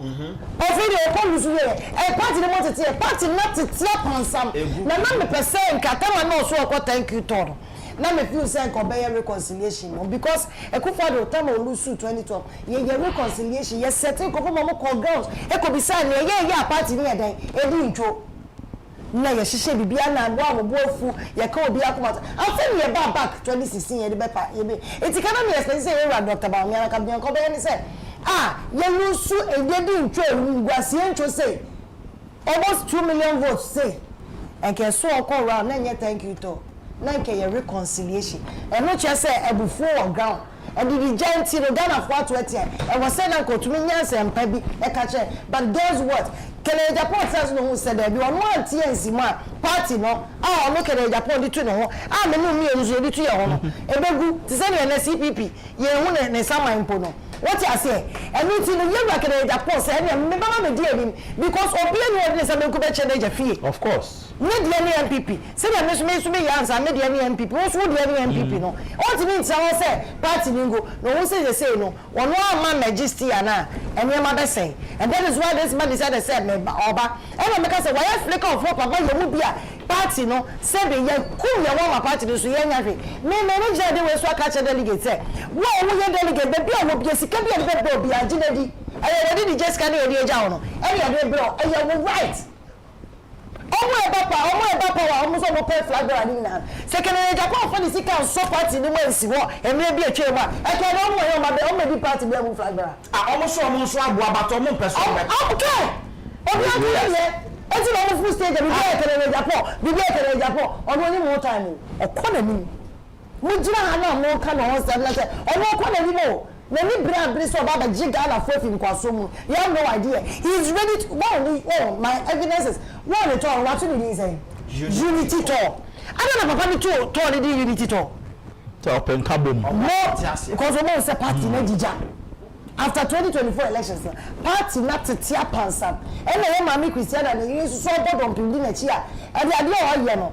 first time you so baby ye ma no nya me baby ko nya me fa na crazy na na credit Ajima Rollins won say maybe all pa no odo am obie mo am obua ma no ebie the first woman say enu bi na ye ma me Christiana oye or say people know the lie or the paper to sign on so sign or say on you and nobody so yes I will bet 31st January na ni kumba wo so nya wo hia say ye adwuma say ye sika ya de be boa ma no or be bi sa de aboa ma no the woman is a mother.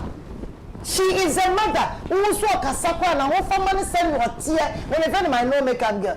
I'm tie kwa na twi kakra. My man will give the fine girl. Do you understand? She feels the pain.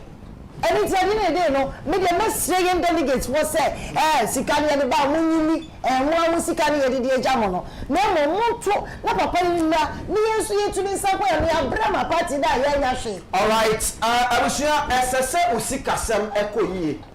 SSE wa brabo a wo bo no ugina yie. Eno nti na Christmas SSE unya ka shrete na wo dem me say na say wo ka me prepare ma kwaje na ma dem na otimu se eye ka ekonanim na we ni nyina no se mensa betimi aka SSE medi mani kirem ewo CO233 Emporium we eye adwumaku a se uhia besia atoka se uhia besia ato efie se uhia besia edi udwuma bi a wodie bia no SSE obaya so ye na afi ye boa na ebia na wo Agyapade bi ya wo soso pese wo ton a me pacho CO233 Emporium ye ne ye beboa amwatimi aton se Agyapade no ewo bra mfaso ebeba so abusua pe ye kira kwan ewo Jowulu onsabe kan yen ewo Pig Farm runabout ne nchen hwa ana ye wo frɛ ne nkomo ewo 0244 533 082 0244 533 082. Now ma yenko ahoma so na etiefo ne ahwefo nso mra ne ni nkomo ewo eye sinope dwumadie eso eye 0240 550899 0240550899 me patro frɛ ba bonitiawa na unua so mra mu bi na yenko yenim 0240 550899 0240550899. Hello, good afternoon. Good afternoon, Yura. Sinupe. The can is on your today. We didn't have your free financial. Within the events, I'm especially a salmon. Opening into a dick and a bomb about. Now, maybe a put you on a day, my delegates. You were going to go to Japan for a break party. Now, Papa, today.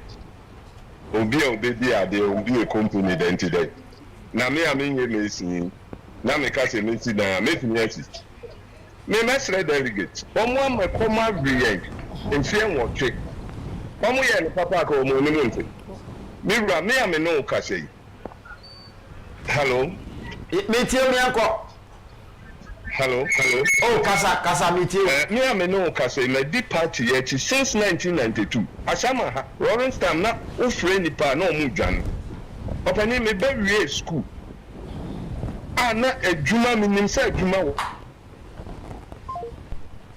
Oh, Eja Evans pa na nkoma ya bakwasem o. 0240550899 0240550899. Hello, good afternoon. Hello, good afternoon. Debbie mentie ho, ya mentie ho. 0240550899 0240550899. Ofra mentie ho, na mom tie ho e phone so, etie ho e TV ne so. Hello, good afternoon. Kunitiamu, Yaminshiramu. Yaminshiramu, Kasawa ha. Hello. Yaminshiramu, Adianima, Nena Nifra. Adiaminti. Ken, Yankopa Dibu, we name you. Yamiba Yachens, Amen. Hey, business people there, let's take your own yet to my now saying now. Yam send me see. Can you are winning your mopo, are winning, Baba. Meda say papa Hadia from Nima, Yankopo Shram no Shramunina. 0240550899 0240550899. Hello, good afternoon. Okay, no entity MI. Hello, good afternoon. Good afternoon. Sinupe. Good afternoon. Mr. Uncle, the DJ driver Sawabus. Na Kennedy, you are bomb fireman in the you didn't know what they do. You are a proposal. Well, I was outside to Sahara, what year do not. Papa, you know all that you tell you. The bell for Kenya was here the Gambia, or the Kwamano, or the Ma, the Babusro. I don't know what to do, and while someone was in London of the GI, I was just to be able. And to see here, you are bomb fighting your main camera. Let me look at you and you. Moment, yes, man, my way. Now, me, I can't do it. You are quite yet, my lady at the hospital there to 1 month. After the no, I never bar. Yeah, the police station, but you're sure, no. All my lady, you know, you're not sure you're my little cousin. When you say you're making it back, you need the man over me. It's all in your man in your head. I just said it to me, not for that. Because 70 plus. If I come to the Ama, you don't know that I. You see, you're bomb fighting, I'm really seeing you. No, maybe, amen. Amen. May I say, Papa, Nase. Numa ewa sanka party phone nanka 2.1 million no kumbenya adwuma yetin ko mbeto aba wate. Hello, good afternoon. Hello, good afternoon. Sinupen e kan friend e here. We dey any baby afrefri na yentio Ba jam Jeffrey Asalaja police farm opane mi yentio after the wa ko no onko so o ya fresh parliament. Can Japan pass every year no on akọ ni de on ta ban de what is your the president on ma be for the car now nyati capsta every man say on sama in campaign if you feel many me on come here you campaign what the most of the culture no munja yan say na wo kan o ma be di o ma de kufon profo ni na akọ kufon sam tiri amomo Mana the whole thing is almost there. It's almost the picture. Almost not for Romra. No, Captain. May I say, Papa, a chia one asharagafo na delegate or minim so muti or metal. I'm a Irakan or Hine Agyapong. 0240550899. Hello, good afternoon. Hello. Sinupe. Yeah, you can't prepare. We didn't baby afraid until. Patrol better push I no more ticket, yes, that's them. Market. I could not tell them Papa Football. First stop. Let's see. And I'm sitting in your home. Then call plastic from all in IMPP. And say, oh my, I have a hope. And Coco Station, living in that part, may I say, the Abebuwa. You are not brothers. All right. Yeah, say, yes, say, Opeso can't send chain and coupon catch them from now. What's the meow kind across of them? Eti, a better Juma. Hello, good afternoon. Good afternoon, Sasmani. Sinupen. I can't say the city. We didn't be afraid for now until. The fellow can say you should have a more so. Opening me until but I must say, my palm mobile. And I'm upon so into 2 Japan, and I'm going to see a man or and I'm to be a wood to be a because on any that so papa aka. Yes, never did for the quiet about so what did you deal with the beam? So many, like I say, MPP, my soon one cassa at Menyahe, but still I come in Papa. Yenya de crunchy 2000 about power I was attaching off me bank line and so I was brought here in about power 2017 we did MPP penny for be a car you our summer estate with any informant may now have some security Yen fime the Bauman FM, men who honorable, and it's been called party head office. They could check cash 2 V8. Men Yahweh, Mampaba. Intimate delegates in the Subaka and honorable candidate Agyapong. So we ma party na group. Assembly and the kind of campaign. But we also be with you. But we say into our one, you know, quite we catch a delegate for. I am Pia and Quan to me and Mr. You can campaign part of every month. You be the collect message. I'm a Ghana for I am brave. Sasmeni mekomu biaba. Dunya minyaduma. Meda se papa na chita for ne se ne message no oka pa aban party o wa ban mu ebeye enti wonka ati eno no 0240. Okay, hello, good afternoon. Wentimi anyina so 02405508 99 02405508 99. Ma memfa me last 2 callers na member back to studio now for Sabato. We are feeling messages no MIA. Hello, good afternoon. Hello, good afternoon. Sinupay. That's the ATM. Would you be afraid finaminti openi? I don't give the one to the video. And Diana, Dr. Mamu, next time on Diana from Mokasayana Montayana. So that sometimes the video rapport. When you see the point, I think I found my familiar to that. You're a businessman. That is not the woman about the kid your mind can see a businessman. I cannot put now here on our kind. So better you see the businessman in here. I know I saw that I mean, yes, I can afford. I see my routine point. You can always say, but my remark. On my kind of for this is very to do. I'm too much, Japan, etc. Happen again on. I'll get up at Agyapong.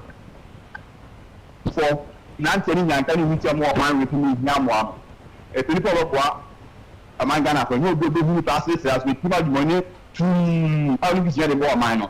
You can afford a honorable 10. I will give you my Ghana. So then Men so me da say ma menfa last caller na fe menfa NC 0240550899. Hello, good afternoon. Hello, good afternoon. Hello, good afternoon. Sinupay. You can't send it here. Would they anybody be afraid finaminti or penny? Because your friend Eric make a self reaction man. Ericus, maminti. Yes, sir. With Elkum. Wadaroma. I did them a kuma super Mr. Tim Ken Ayman say. I think that too about 31st January. No, the first constituency be you put actual people numbers in the 2 about constituency be so that they are a good time that to about 31st now. We were voting send the other side of my name and muscle. Wadaroma, I didn't hear me pa, I don't know. So that they are yet delegates me don't say be as Dominica Dinya, 1,800. So, sitting care yesterday, Omunya Sadena, the whole Ghana, 276 constituencies, Omunya Sadena mind. Ericus, said the manager, Omar in our query. Why? Then the person who publish mine, now you have to delegate the way. I'm not publishing. So the day, because this person, they are free any other. Yenya Badaroma. Okay. You, Medase. All right. Medase, Papa, Ma, main friends here. Okay. Hello, good afternoon. Hello. Hello, good afternoon. Good afternoon. Sinupay. You can't send it here. We didn't have your Casa Finamintil. That's what I'm doing. Still reading. About it, my intil. Make sure I'm in your buy answer. Why are the papa cast fine? Now, I said, I'm the person that can say, and you're about me a camp. One cast no one who could go back ranching. Some people smart on a board just a floor. And so, I'm making similar to say.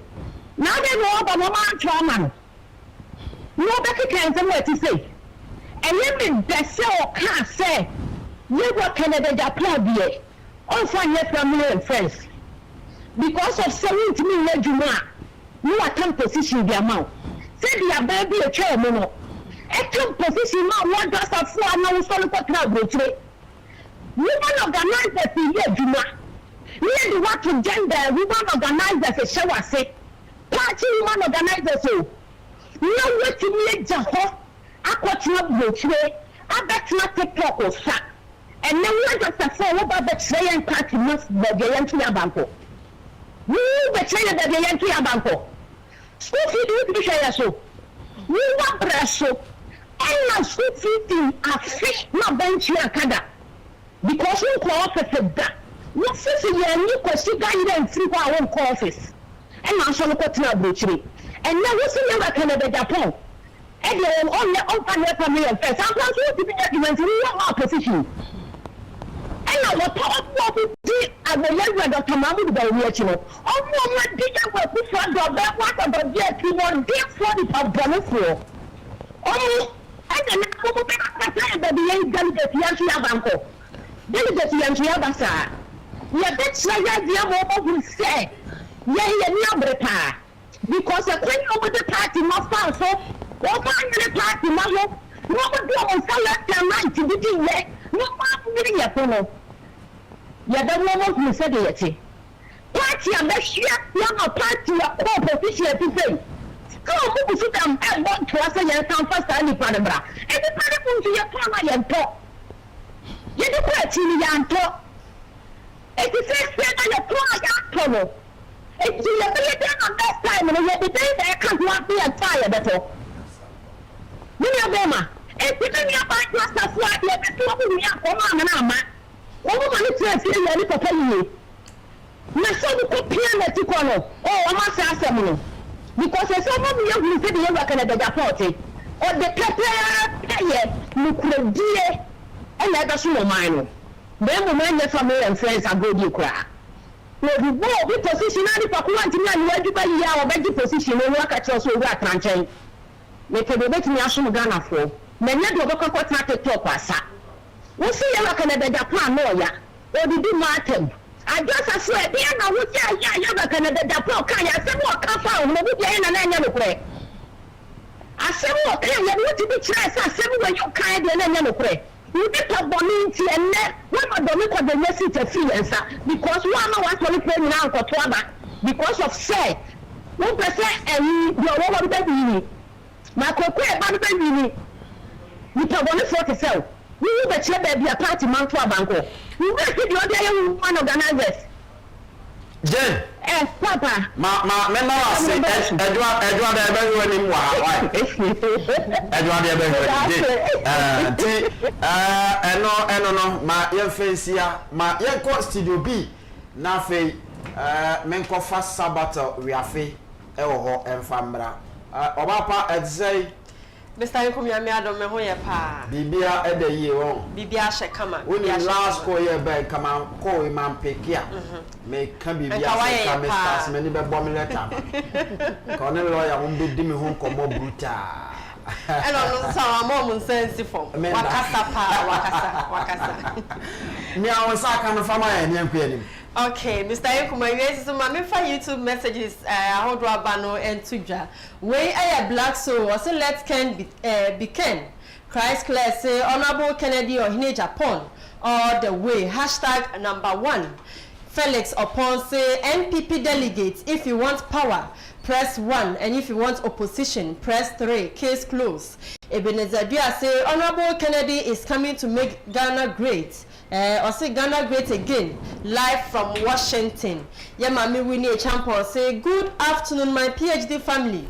We thank God it's Friday. May his name be praised now and forevermore. Amen and amen. Wish you all blessed and peaceful weekend till we meet Monday by God's grace. Sinupain. Where's to see Matilda or say we are connected. Richard Bless say good morning Mr. Inkum and the team.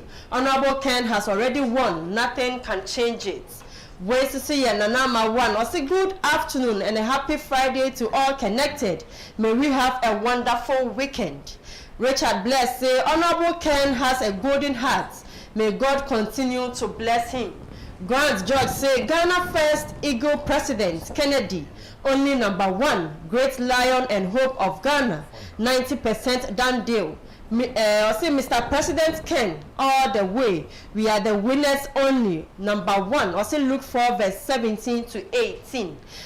Champion Kwame say good afternoon, Mr. Inkum. I feel so happy when I listen to good testimonies about the chosen one, Honorable Kennedy or Agyapong. God has blessed him already. Watching you live from the Wu Equiapim and also so Ewaha. Way Ayamati Jan or the fair Joso Damiabra. I say good day, Mr. Inkum. In fact, how the good delegates of Ashanti region welcomed Honorable Ken is very superb. The deal is sealed. Ken Afa, regards to my mother. Richard, also delegate, we beg you guys, this time around, no disappointments. Friends of Kencity Media say, good afternoon, Mr. Inkum. NPP delegates must listen to the cry of Ghanaians and vote massively for Honorable Kennedy or Agyapong for jobs, honesty and discipline, the only trusted politician. Also say hashtag say kutu say bam. Set upon say good afternoon Sinupain. Ben Mensa say oja. Ye oja. Or say good day to you, Mr. Inkum and crew. Kojo Ben Agyapong and the message we buy. Way as say Steven. I say people are complaining that they can't get Netu around Kumasi Ebuakwa. They were complaining on Ash FM today. So do something about it for them to watch Netu in Kumasi. Mr. Inkum, where they are? Media, Nemo, Aswa, SSL, Kumti, Afamasoko, and the media lawyer. Where Isaac Prince, I say good afternoon, Mr. Inkum and your panelists. I say good work, God bless you. Senior JJ say when you compare Honorable Ken's campaign to Baumia's own, you see that Baumia and his team are seeking for their interest, but not to serve Ghana. Matilda say we are connected. Bright Amisa say listening to you live from Canada. And also so eka messages no hudi. Maminfa last way our YouTube na minfa WhatsApp messages no kakra so enka ho. When ample for appear or see in Ken we trust, together we win power with Honorable Kennedy or Agyapong come 31st January 2026. Always connected with the PhD man, and the agenda is a movement. Anthony or say, can Albert explain the two phases in the Ashanti region for us to know the dates? And also so the Darcy, so they just go to UTV to discredit Honorable Ken. Beatrice appears say Honorable Ken is more than capable of managing Ghana as one of his companies, because it's not easy to establish a company in Ghana and be successful. Think of him being MP, businessman, father, etc. Still, just the man is winning. Anthony say, oh, what is okay? I know the main fact. Beatrice say, let Baumia himself show up on UTV and sell his message to Ghanaians. Richard or Hennessy or the UK or say Gideon Boko talk like uneducated. Those presidents he mentioned, they tried their best, but what is the unemployment rate in Ghana? Richard say, after listening to this Gideon guy, I have now understood why they are all following Baumia. What a thinking. Steven say, why is it that Baumia doesn't want to have a live interview on UTV? This is a clear picture that he knows that Ghanaians don't want to hear anything from him because we don't believe in him anymore. Richard say, Baumia is not coming for Ghanaians, but himself and his cronies. Okay. Christ Clare say, ha. Baulaya is running away from the media, yet he wants to lead NPP. What and where will he go and campaign, assuming he even wins? This failed economist is a joker. We the youth need Honorable Ken. Intimidate YouTube messages no be see has say na mafa WhatsApp so dia no kakra aka ho Mr. Inkum na me di we say. Okay, we say Good afternoon, Mr. Inkum. Our incoming First Lady, Ma Christine, knows how to talk. I say former Second Lady should come and learn how to talk and how to respect NPP delegates. Masino pay hashtag Kenafa way a pass solo the wu ekia pim or say kutu say bam way a Martin Jan a Joseph Domiabra. I say good afternoon, Mr. Inkum. We the good delegates of the Almighty Ashanti region, especially at Joso constituency, welcomes Honorable Ken. Hashtag Ken is gone already. Regards to Honorable Lawyer Kwabena Boateng, MP of Ejusu constituency, and Lawyer Williams Kusi of Honorable Ken's team. Inshallah, Ken Beba. We say good afternoon, Mr. Inkum. This is John Kwesi Esel from Amasaman. I say, Mr. Inkum, I say, good job. This platform is for those who are thinking for future. So we need a leader who is also thinking for future. So please delegate, vote for Honorable Ken. Number 1. We say good afternoon, Mr. Inkum. Please, I say it is the ordinary Ghanaians who will make Honorable Ken the president, and so delegates must listen to them and bring Honorable Ken to lead our great NPP party. Please, unity, and togetherness is what I'm pleading during and after the election.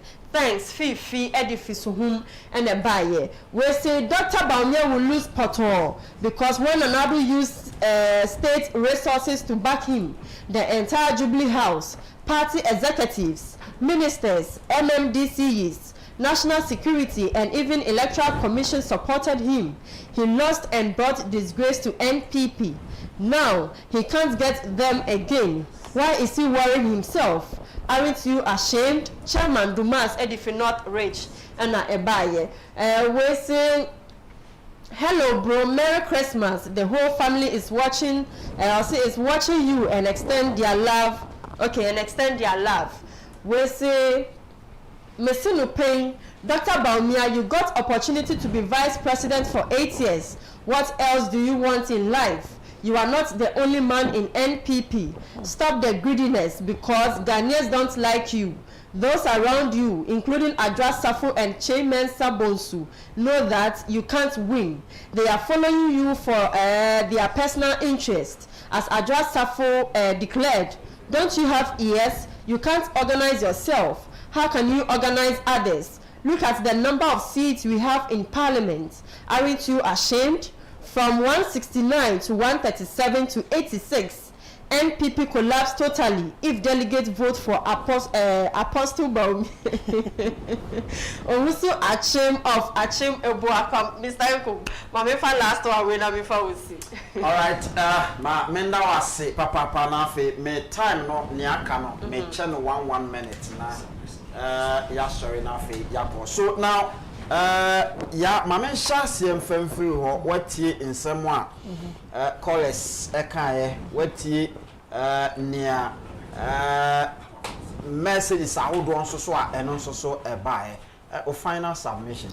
My final submission is a media nkeka nke yeba kene Agyapong nke ni si yeto no so aba ense ye chichiri se kutu se ba me de magana fo ame anto no so dabi man kan kamenyane sa etina se 31st no delegates yina ya kwoto aseda ba makene Agyapong say for over 20 years what didn't see cash party na ama party da bedu say ye ne yeso so ye de me party ye den etu ye ho enti delegates e na maka no me na makonya we so ye ma me say ma me ko Abrigos me so ko Abrigos enti mo ye Abrigos enti me pause ha nya me ne hene Abrigos for fa kwa we so chari yes here support your own to become the first lady of this country em say Wesley girls for nya bi em say Atamos wife enti yen so say yen so ye me ne Abrigos for yen ne chindende na delegates me ka share yen na say ye di die ye to go party bia MPP na ne ye eti teacher aboso entire year kene Agyapong achi ni etu aba ne ma ne fanda na se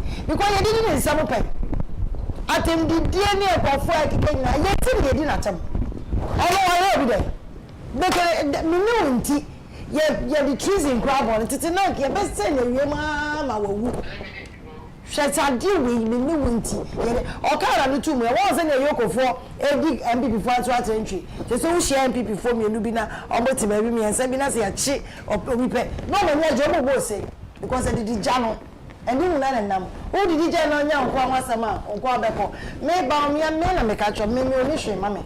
Obi ka che say eh ya na ho mo na ho proud because ya to abana say muso ya campaign. Na me say ya na flag bearer. Enti ese ye di na chi ne yakoton. Yakoton ya nto. Me wu say ye wa kere Japan na Ghana for so mo pe. MPP ye pe power. Enti ye di kere Japan ba. See a proposition dey na ye fa ba ori anko. Timiami Williams no opposition so nya. Enya ne pa. Eni Timiami Williams that we know.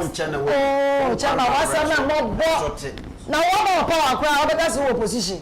Ye didi je wa na ra ho na wusu na ye toto dan kese ne kasa kese ma guess. Na so wa bra no wunya hwe.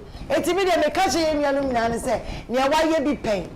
Any idea de Japan for say de money and on and nya kom de no. Ye wa ba umia oni hwe ma ye Ghana for oni hwe ma MPP for. Adeti no mo call TV so ne ade ne radio stations o mo nka ne betumi aye. Na de bia kere Japan na mo na say na mo born so atrenchi. Ko to mo say kere Japan is born a leader. Nyame o de ni papa we say obeye leader obedi Ghana anim. Eti na he single-handedly as an agenkwa stood for all Ghanaians. If ya software enye sikati ti ye ni ade nya. Onu pe ne akoma aye. To be joined na so ye bi 1 minute na so tazo asa me ye gitiba tabia takum eye meme dru ba bia to dru bia kwa wo se me pe tabia takum abusua se onsaka bi ate ano na tafre na ebedu anwumre no ubehu sampa se wo ye be memu a adwuma obebo no enya asem ketwa ne a wo pe no dodo atu aton enfre e wo 0243 686861 0243686861 opani mianko Mr. Nkum medas say a little on Gideon Boako na 1 minute oh and mama chem 30 because na be say me touch on something and mama fa Gideon Boako commande e bia mesamba aba address ni bio na you see comment be ni videos me who say go for send videos dey bring about Honorable Stephen Amwa ebisa me say oh do I agree with what he's saying? Do I agree? You see as Honorable Stephen Amwa kan no eye ono no kan accept as Stephen Amwa. Let me put it on record say let nobody sit somewhere and think say when Honorable Agyapong sit on any platform and he's talking, he doesn't know what he's talking about. Honorable Ken on kasa no bia betneten ne kasa ama. Yes, Stephen Amwa Honorable is a member of Honorable Agyapong's team. But he is not the spokesperson for Honorable Ken. It okotena me sure say no tama no kasa ewo obi ho any UTV ni nyina no. He was talking in his personal capacity. Yeah. But any on okotene Honorable Agyapong statement ama no.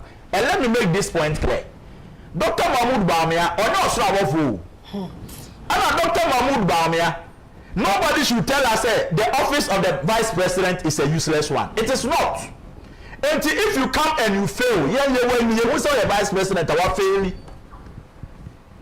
Why is he claiming credit for certain things, but he runs away? Gideon Boako was sitting on TV and saying, vice president, you know, and you're not in charge of the economy. The akufo-addo ne papa ya oye Bawumia no, and what's it? They say they are nana there. Me say me omo. The papa ya oye Bawumia, okoko je campaign gidi. E wo council meeting say, yemfa Dr. Mahmoud Bawumia mra no. And no ho asedani. And no ho asedani. Enti Honorable Agyapong catch UTV and I say wakame wiase nyina ate any position on Dr. Mahmoud Bawumia, and that is Honorable Ken's position. And yen nim say Dr. Mahmoud Bawumia Abraham Bibi Beba government no. Now Dr. Mahmoud Bawumia catch wiase nyina say Ghana economic problems nyina no or solution. That is why I got 170 questions and the command the then Vice President Emisata. What I say? Yes. But you Bank of Ghana also be 170 questions. The command said, answer why? Because Emisata was the head of the economic management team, and you came to assume the same position. Now the economy was in tatters. You are running away. Eko digital, e dey aba bring me pen so.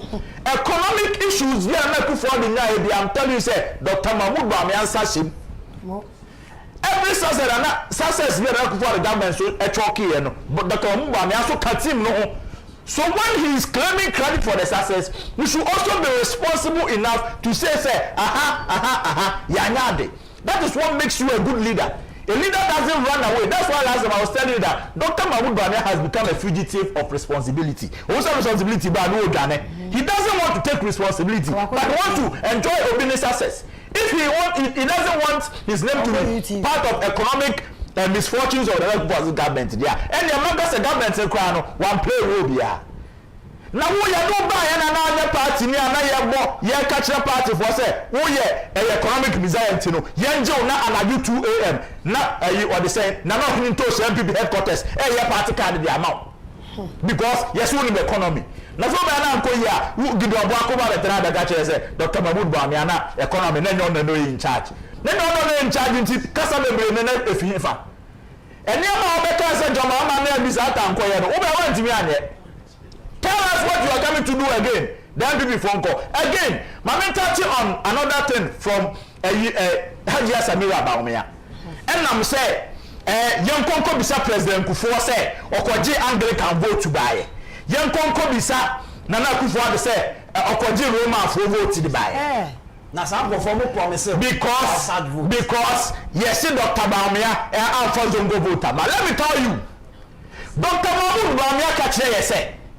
Zongo phone himself for them, then one the member not going to Zongo voter. And let me tell you, MPP is a political party that recognizes the Zongos.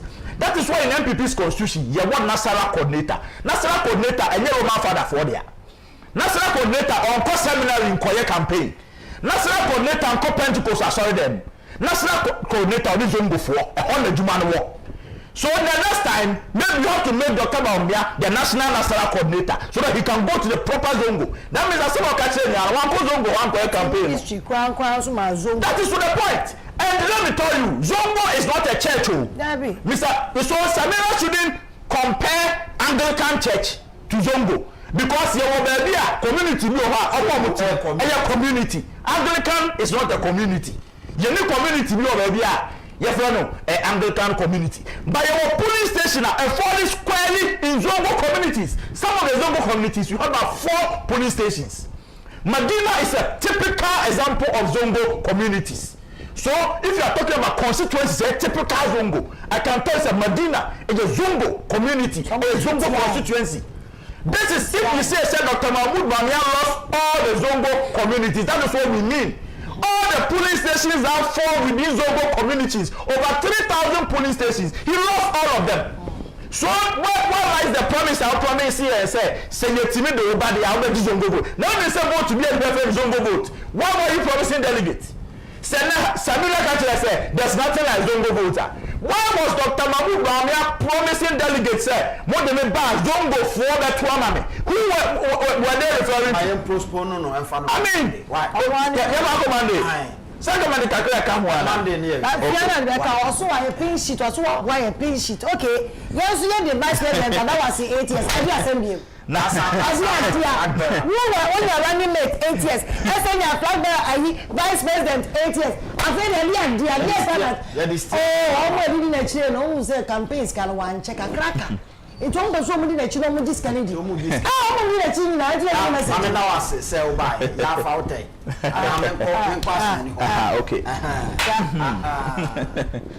I was aware.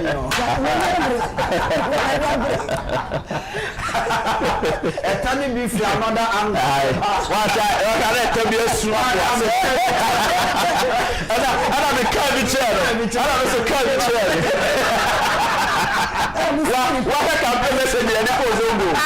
Be kind of chair, no? Thanks from Anthony Kofi Enkum dozen from Mr. Enkum. Albert as many politicals are Ewoten and Cancer so and answer Safari and so and a kind and you did Jumedi every war. Now a cuckoo down for a teaching in Yasam Ketua coach. Christopher Nimri eboye chipampe na chese otuwe kwa anodwe akwa ha a chese enyansem ketwa an yeyi nkeche sa so ana lawyer Charles Kwaku Amodate as usual enso eboye chidom an ye de brewo tim ni nyina so eka ho an ye de ba nyankopon ya adom a edwoada ye be saba na fe ya be hyase ede ama sinopei ya kano senia etie we are out.